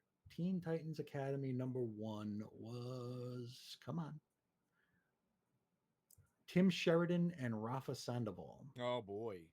You know what? You Yeah. become the guy in the chair, that research man that we have. All the Mhm. heroes have, and it's even like a movie reference, I think, in the Spider-Man movies. I want to be your man in a chair. Hmm. You've become that. So when we need an answer, lickety split, you're ready. Your fingers Just start call me freaking. Chris Rozakis. Yeah, there you go. The answer, Yeah. man. Yeah. Where's my comics mobile? I've never been a huge Titans fan, so I've never really Hmm. dug in too much to. I wouldn't have an informed opinion of the worst, best. I wouldn't be a good judge to tell you what be Hmm. the worst or best. So, if I ever needed to know what the best was, there's no one else I would want to ask other than you, as Hmm. far as what I should be looking for. And no joke, I mean legit. Um, so yeah, I'm sorry. The question wasn't directed to me anyway, and of course for Yeah, good sure. reason. So thank you for asking, but no I wanted to involve you. That's actually answer. something that we should try to find some volumes that you and I have like equivalent knowledge and experience with, and try to pick out the highs and the lows. You know, see Okay. how we match up on certain series is. Well, obviously, the first thing would be like any Superman runs or anything like that, Mhm. since I feel like Okay, so worst Superman, the worst Superman story ever worst. told, dude. Like, here's the thing, and it's so reactionary. It's like the doctor hitting your knee and your leg is popping up. It's like The reflex, yeah. yeah, thank you. The reflex initially is the PKJ action. I hated Yeah. that. I was buying that in real time, and I hated Yeah. myself for buying it. And in some ways, I almost need to thank it because as many times as I've told the story about Mhm. Jeff Loeb ruining the Hulk for me, and Yeah. that turning into a life collecting altering moment of me being able to say no to a Mhm. title that I've invested so much time and money into. If it wasn't for PKJ action, maybe I wouldn't have been able to stop subbing before the current Mark Wade Superboy Superboy. stuff. You know what Yeah. I mean? So Mm. dude, I hated it. Like even when it arrived in my box, I was like, oh, like for real. And listen, And it just refused to end. here's another thing when we start saying Gotham like, Nocturne. right, the best and worst is if you look over an entire publication history, it'd be easy to say this Silver Age story is the worst. Why? Because it Of course, didn't of matter. course. There Yeah. was no sense of it in continuity, or it was Mhm. written as a throwaway story for a 10-year-old. Yeah, that makes a lot of sense. Um, so you'd really have to like put those, and I always ask for this, like specific perimeters on something Yeah. before I you. mean, it could be our lifetime, our collecting history, what we bought in real time. Yeah, well, that's what I'm I saying. Like mean, the yeah. PKJ thing pops up immediately just because it was such a painful memory. Mm, It's the first thing that pops in my brain is being like nauseated and feeling ill that I was paying for something that I thought I wouldn't be that annoyed by because I love the mm. character so much. You know what I I mean? mean, there's been a lot of bad Superman. Oh yeah, geez, I mean, Louise. but d- and I noped out of the PKJ stuff. I read, I think, like the Hold first on, two issues of it. hold on. Hmm. I think I know what you're gonna say, Hmm. and is it also where you could use like initials or like an acronym to describe the writer? Uh-huh. Okay, keep going. Thank you. We know each other. Hmm. We Same do. We vibes. do. Okay. I mean, we survived Bendis, which was pretty Oh, terrible. terrible. Terrible. Terrible. Yes. Um, but nothing, my friends, Hmm. is worse ever than JMS Hmm. Ungrounded, especially Superman number 701. That might be the worst issue of a single comic book ever put out. Absolute trash. Absolute trash. Superman sending a young kid to go bully drug dealers whose houses he just burned down. What? why is advice? Oh boy. Yeah. Superman telling a girl who's going to jump off a building, go ahead. I won't Yeah. stop you. Makes me long for the Superman PSA comics. Superman quoting Thoreau, a guy who didn't pay his taxes and had to get bailed out of jail by his aunt after one night so he could tell people he's not a hero. The F is this crap. I don't know. I don't know, man, but you know what? You Awful. get a good point there. It's almost like too, if you think about, okay, here's another writer from Superman. This is Mhm. fairly recent, I suppose. I just did not like was Greg Pak. I didn't like Greg Yeah, Pak's Superman yeah, stuff. not great. Not great at all. That was like tail end of New 52. Correct. Before they brought in like Jean Luen Yang or whatever, and Yes, that wasn't good either. that was not good because That was Yang, bad. he was also doing Yang was also doing the Batman New Superman Superman. book. Oh, He was, that's right. That's right. This is before New Superman. and that was not good at all. No. So as you mentioned, we're just talking right now. Such a small sample size, Mhm. it's almost like the Yeah. the age of dinosaurs where you have like the Cretaceous and Jurassic and everything else, and we're only talking about the last, let's say, 20 years. You could still. Yeah, this is the very tip of the iceberg sticking out of the water Exactly, here. Yeah. really. So that's an No. interesting one right there. Now, if you were to narrow it down to like a character that's less celebrated publishing history, like let's say, Mm, just because I had the figure Metamorpho. What was the worst mhm. Metamorpho you ever read or something like that? That's going to be easier to pick out, or what I have you, but can't really I can't really think of anything that really stands out as bad. His stories are very even in quality, I think. Not a Metamorpho? character that really yeah, not a character that really jumps out at me either way. Yeah. Well, I mean, we brought up Justice League Europe. He was in Hmm. Terrifics, his own titles which never last. They never last. He had the mini. As far as the ongoing, I think he only had that one ongoing. No, the Silver Age one, The Silver Age one, yeah. and that was And he Fredone was and and Haney. he had a first issue special. Correct, right? So Yeah. that's what I mean. There's so little out there as far as what. Yeah, So picking a best or worst makes it. You can make it a little bit easier, narrow it down a little bit easier at least. for But sure. yeah, For sure. I mean in like niche teams we could probably like a Doom Patrol or something like that. That'd there's be one pretty book. easy to pick You know out. what? Doom Patrol is something I haven't read a whole Really? lot of. No, I haven't. I you Okay. know I have some rando Doom Patrol in my collection. And if Mhm. you're gonna ask me, okay, on my limited, extremely limited knowledge of Doom Patrol, what's the best Doom Patrol?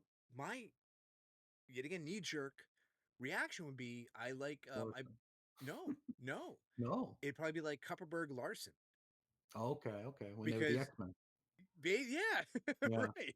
Because that's what I got those when I was a kid. I thought they Sure, were sure. cool, and I really read the Dickens out of those when I was 12 years old. Are they Sure. are they good now? Probably not. You know? They're okay. They're solid. They're Okay. solid. I mean, Kupperberg is another one of those journeymen. Yeah. Very solid, very rarely lets you down. But unfortunately, his run's been overshadowed by what came before it and after it. Yeah. So it's kind of he was the ongoing writer, but he's looked at as like an interim writer, like a transitional writer, Right. Well, I mean, you which said is Morrison because everybody's going to say Morrison. Everybody. Morrison basically wrote the code on it. And had I read enough Morrison, other than whatever the few random issues I've ever checked out, I might Mhm. be able to say the same thing. Yeah, But I can't because I haven't. It's been essentially a blind spot for me for sure. my whole collecting Collecting Korea. career. Yeah. Yeah, exactly. Thank you. Right. But I So, can yeah, tell you the worst Doom Patrol. please. JB. JB, really? John Byrne. Oh boy. Well, John Horrible. Byrne, it's funny you should bring that up because as much as he's contributed to comics, which Hmm. is far more than I can ever Most. thank him Yeah. enough for, Sure. he probably has a lot of worst of the worst A lot of boners. books. Yeah, Yeah. for real, no joke. Oh yeah. So yeah. I've never read I, that though, so I can't speak to it, but I'm just gonna take your word for it. It sucks. yeah, I wouldn't. That's like stuff like you see it in the dollar bin, you leave it there. And Yeah, okay. if somebody's trying to charge you more than $1 for it, you punch them in the face. You're like, hey Um, man, you know what? I was about to leave a bag of flaming poo on my enemy's mhm. doorstep, but I decided to do something worse. I left a copy of John Burns' Doom Patrol on his Oh porch yeah. step. Ah, honey, And call it's weird. That's 911. like one of those things that hasn't really come back in vogue. Like like stuff that we used to think was not very good. For some Mm-hmm. reason, like gets revisited later on, and it's like, oh, this is cool now. Yeah, And sure. that's never been one of them. Okay. It was that rotten. It's been rotten, always will be rotten, never will be good. There's Hmm. no redemption for this. It's just on the earth No, is a curse. no, Yeah. and Keith Giffen, maybe the ultimate journeyman writer, who kind of had a lot of things dropped in his lap and had to make them work. Mm-hmm. He wrote the follow-up volume of Doom Patrol right before Flashpoint, where he kind of massaged because that was the Doom Patrol was weird in that like John Byrne and I think Chris Claremont was part of it too. They launched this Doom Patrol out of JLA, a brief run they had there, which was not very good, which was really bad actually, and made it so the Doom Patrol were a brand new team. So nothing that had come before it mattered, Yeah. or actually even happened. So it's like, oh, here's like Byrne used that old chestnut of like together again for the first time, like he uses like on everything. Mm-hmm. So that's how he reintroduced the Doom Patrol. So it's all new, all brand new. So like there was never any, Rita Farr was never dead. They didn't do the God, I can never remember the Codsville, I think it is. The first volume of Doom Patrol ended with the Doomies basically letting themselves die to save 16 random people. Mm-hmm. Like Codsville, Maine was this city that was going to be destroyed by Madame Rouge, and said like if you guys forego your lives, we can spare these 16 civilians, and they did. So that was like the dramatic ending of the Doom Patrol. That never happened, according to Byrne. So it was like a brand new team, but then thankfully Superboy punched reality, and everything came back. Like in some of the shards from that punch, it's different iterations of the Doom Patrol. Yeah. So you know that like Johns had an eye toward fixing it. And then Keith Giffen did a gimmick with the Doom Patrol right before Flashpoint, which screwed everything up anyway. But Well, Superboy Prime, he's also a Maina. So maybe that had something to do with it too. He's from Maine, he you is know? from Maine. Yeah. So, Yeah. real quick, man. I always say real quick and then I talk about it forever. But anyway, No, it's all good. I'm a liar. Okay. You and I both, throughout this entire episode, the moment I brought up lunch pail writers or blue collar ethics, when Mhm. it comes to creative teams, we like our spirits got high. We're like, yeah, those are our dudes. Like Yeah. meat and potato writers. That's our bread and butter. I'm sorry, I'm using so many food It's our references here. wheelhouse. Yeah. Yes, thank you. And how times have changed so much because when you talk about, or as you just mentioned, writers have assignments dumped in their lap. Okay, Giffen, fix this. Mhm. Here's this property. You want a chance, kid? Fine. Do Giffinize it. something with this. Yeah. Yes, make something happen with that. How that does not happen today at all. Oh, no. You do Do not whatever have you to. want. You do not pay your dues in the Mm-mm. trenches, being given the crappiest of crappy assignments. Like, hey man, we get this toy tie-in for this stupid Mhm. thing called Animax. I don't even know if it's gonna Oh, yeah. last, but they're Mm. making a freaking cartoon. Here you go, Walt. Make Yeah. something. Yeah, we got this Irish character called Shamrock who's going to appear in 3 pages of Marvel Comics Presents. How can you write that for us, Lobdell? Yeah, there you go. Right. So you had to come up in the ranks by doing crap like that.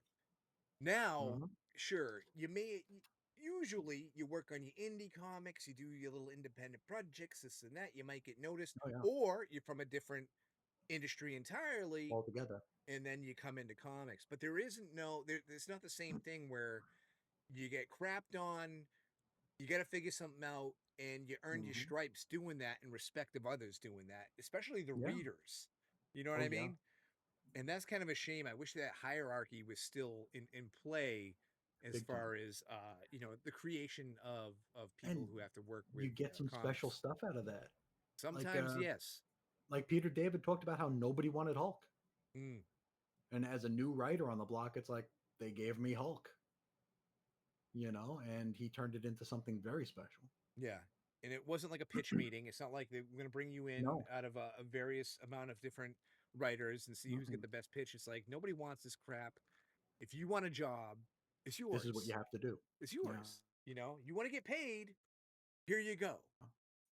And maybe it's Hmm. because I'm blue collar working. Maybe it's because, all these different It's aspects of true. my life. But man, I can totally respect that wholeheartedly through and through. And I wish, and listen, it's terrible I'm saying I wish it because I'm sure a lot of comic writers, if they were watching right now, I'd be like, what kind of a hole is this?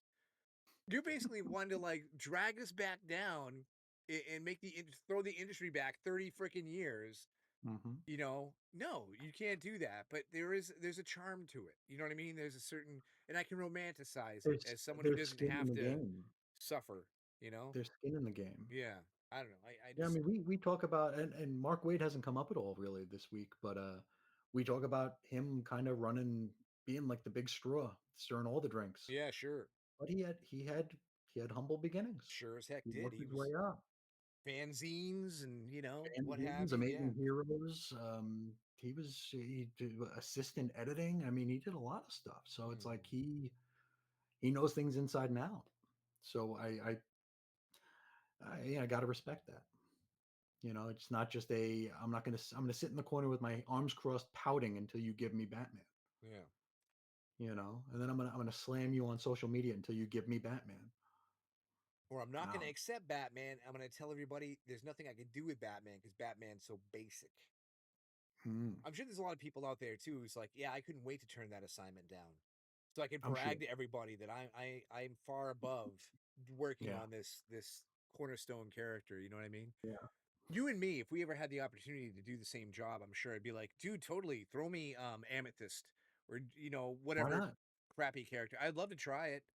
First Why of all, not? we'd go under the radar, Yeah, which is where we want to be, and it would give us an opportunity to try something. That's like I talk about where like anybody takes over Titans, they do the same stories. yeah, And I've said this to the point where it's parody now. It's like, okay, you have the Trader, you have the Deathstroke on the last page. Ooh, we've seen it yes, before. I mean, you give me Titans, I'm bringing back friggin' Battalion from Team Titans. I'm bringing back I'll bring in Ding Dong Daddy. I think we could do some fun things with that. Not the hits, not the same stories over and over again, right, not the stuff that's going to lead to massive crossover events. Just fun, silly stories that pay tribute to what came before and will hopefully help what's to come. right. I don't know. Anyway, back to Yes. Christmas. Yes. Sorry, Chris, you. He says, "You mentioned crypto in the new Superman movie, so I wanted to let you know that the about the Summer of Superman crypto series. We're only 2 issues in, but this is truly not a crypto series. Crypto is the glue that holds the series together, but he's not the protagonist of the series. The first issue is about Crypto's life on Krypton with Jor-El and Lara. It's more of an old school Tales of Krypton story with Crypto a part of the story, but not the star. The second issue finds Crypto on Earth, adopted by a certain teenage redhead scientist with LL initials. It's very much a character study of Lex before he became a villain. Very interesting issue. The series reminds me of the Stephen King movie Cat's Eye, with the same cats in the background of 4 different unconnected short stories, but not the star of any of them. I'm looking forward to what other Superman adjacent characters Crypto will encounter over the next 2 issues. I'm really hoping for a meeting between Crypto and Bibbo. This is not what I was expecting from a Crypto book, but I am really liking it." And you've never, you didn't get that one, right? I did not, and if you remember, Okay. the whole debate there was the writer also writes Yeah. Fantastic Four, to which overall I've been very much enjoying the series. So I was Yeah. gonna give it a shot. And remember where you were making fun of me a little bit, like, "Oh, you'd read Squirrel Girl then?" Because you wrote Squirrel Girl. And trust you me, I was actually pricing out some Squirrel Girl trades to kind of You. put my I know, but put my money where my mouth is. And I haven't I pulled the mean, if trigger the on that. if the art didn't look like that, I'd probably try it out. Okay, but I mean, Ryan North. I've only read his Fantastic Four, and yet again, I've enjoyed it a Mhm. lot. So I was gonna go on crypto, and then I'm like, I just hate crypto. I hate him. Mhm. Like I just can't stand. You know, let's bring it all the way back to the beginning. And now we were talking about suspending belief, and how many times have I Yeah. said super pets to me are just such a silver age concept I think should be dead and gone. And Mm. I can believe you freaking shoot laser beams out of your butt cheeks far more than I would slap a cape on a dog. Now it wouldn't be as far as that rant that we played last episode. Who puts a cape on a dog? But Where's the dog? Who's the dog here? Who thought yeah, of this yeah, stuff here? exactly. But I don't like it. So that overrode everything, and it kind of like any kind of optimistic ambition I had. Like, let me give it a Mm. shot. Was like, forget about it. Freaking dog in Mhm. a cape. Yeah.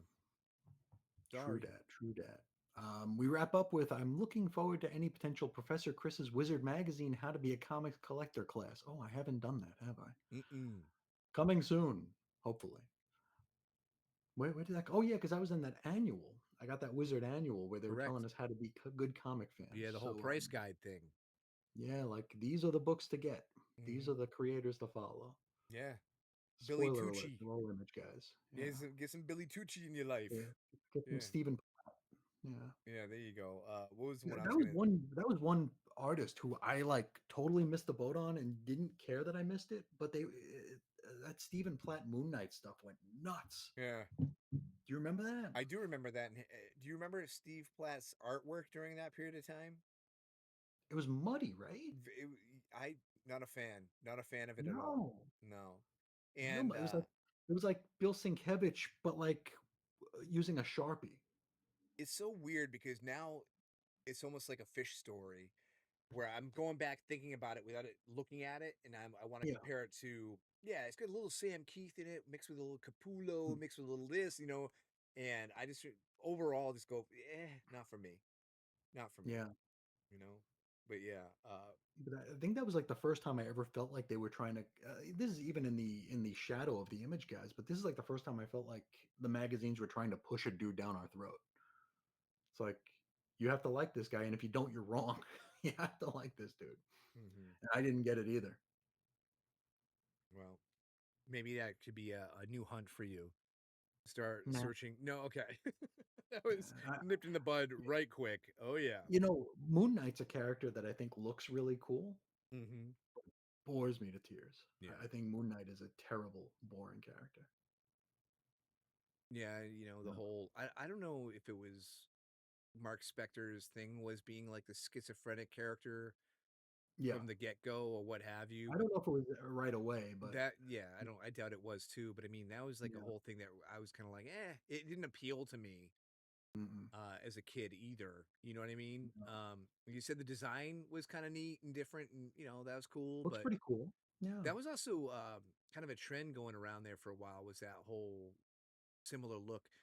Wasn't there a Mhm. guy, wasn't he called like the Shroud in Shroud. Marvel? He had a very Mhm. similar look, and then you had Cloak Yep. from Cloak and Dagger with Yep. the whole, thing going on. So, For sure. yeah. Um, but yeah, no, Moon Knight, it's never yet another one Mhm. like Doom Patrol. I own a random amounts of Moon Knight. Never been a big Yeah, me fan. too. Couldn't tell you the best or the Yeah. worst. I can loudly proclaim right now, Stephen Platt was the worst. Ah, but I don't know. Was he worse than Pat Garrity? No, nobody can be No. worse than Pat Garrity. Mm-mm. We can't Nobody. even say his name No, legally. he's lucky I So, don't know where he lives. I'll tell you that right now. Heyo, but he's a guy I'd actually like to talk to call him up. See and if just he's still ask about alive. yeah, and just ask about the end of New Titans That's what I'm because that's saying, like the man. missing piece. You keep Yeah, denying the truth, the reality that faces you right now when I said that true. you should be compiling, researching, and Hmm. writing the new Titans Compendium. Yep, it'll be the genuine unofficial There Titans we go. companion. I dig it. I Yeah, like it. I'm telling you, yeah. go for it. You don't listen to me. So much I for don't all listen that. to nobody. Yeah, I guess not. Holy Hannah. So, yeah. All right, man. Well, that was it for the email. That's it. Thank you, Chris. I'm so sorry it took Hmm. that long for us to. We're like reading it, or you're reading it rather, going, Jesus, I said that? Oh my Yeah, goodness. it's like, Holy oh God, we moly. were still talking about absolute and crypto. Yeah, you had you had the visits, the family come and visit you. Hmm. That made us lose an episode. We had the vacations, we had some Hmm. illnesses, we had this and that and every other thing. Hmm. But now we're back and better than ever. That's what they So say. watch out, world. No, I say, not they. Oh, I say do they agree though? they Do better. 30 Helens agree? Yes, 30 Ellens do in Okay, fact agree. Yes. good. So yeah, but I do think for what it's worth, we definitely gave people what they came for. We're at like 3 hours today What? of No just way. shooting the breeze. Oh way. Oh Oh, wow. way indeed. So yeah. Um I like it. I do think that we should try to shoot again for next week. So maybe we can put a few of these back to back and keep people satisfied. Fingers crossed. Because I know they need more Dave and Chris in their existence. Who doesn't? Nobody. I do. I do. That's Mhm. for sure. So yeah, I think I would recommend that. That's a doctor's orders. Take Mhm. 2 of these and call us in the morning. Yeah, exactly. But other than that, I think that's all I got to say this time out because I have a confession to make before we leave. Uh-oh. I am fighting sickness. I mentioned cold medicine, me saying random crazy Mhm. things, which may not seem so out of the norm, might be more on brand than I like to realize or admit. But since I have been sick, I've been eating a lot of Italian ice to help with my sore throat. Mhm. And I've used it as an excuse to gouge myself on Italian ice. And right I mean, now, there are far worse things you can have. I'm hankering one right now, like nobody's Yeah. business. So I'm like, see you Mm. guys later. Bye. My Those are only like freezer. 110 calories, those things, so that's all Well, right. dude, I've lost a lot of weight recently. Even on my vacation, I went to the doctor the other day. I've lost four Mhm. pounds. So Hell like yeah. it was like 10 pounds the month before that, another 10 pounds. Look at me, svelte. So Mhm. Italian ice are the least egregious of all the crimes that Oh, I could absolutely. commit against For this sure. temple that Mhm. that stands before you right now. Um, Chris, do you have anything you'd like to say to the masses before we split? Because I'm kind of like pushing us out the door. Yeah, yeah, no, I no, didn't take any I consideration to your feelings. I'll leap over the threshold myself. I'm good. Yeah, I think, Okay. we said everything we're gonna say, and, yeah, had a good time. It's been a minute, so Yeah. been a lot of fun. And speaking of sickness, you have a lovely spouse. You should be bringing Italian ice too. So Yeah, and I'm denying sickness of my own, so there we go. Look at I that. don't know. I'm hoping I didn't clear my throat too many times during this episode, but there's something happening. I'm just denying it. Okay. All right. Well, I do want to thank each and every one of you for tuning in. Virtual hugs for all of you. I thank you. Yeah, it's been a blast. I enjoyed talking Yeah. comics with my good bud Chris down here. And until next time, this has been the Bada Bin Show, people. See you later, alligator. See ya. Rolling Bada bones, the future has spoken. Serving that bird roasted with an ice cold Coke. Just like a mobster, I had to be made worse than an event. written by Mark Wade. Call Colonel Sanders that goose been cooked. Uglier than a Tom King Al Milgrom book. Yuck. Bread and butter. Eggs on toast. Going to turn that Feathered freak into a Bada. Goes. Word up, yo. Suck my grab your ankles, bitch. Don't go messing with every I clip those so you can't fly.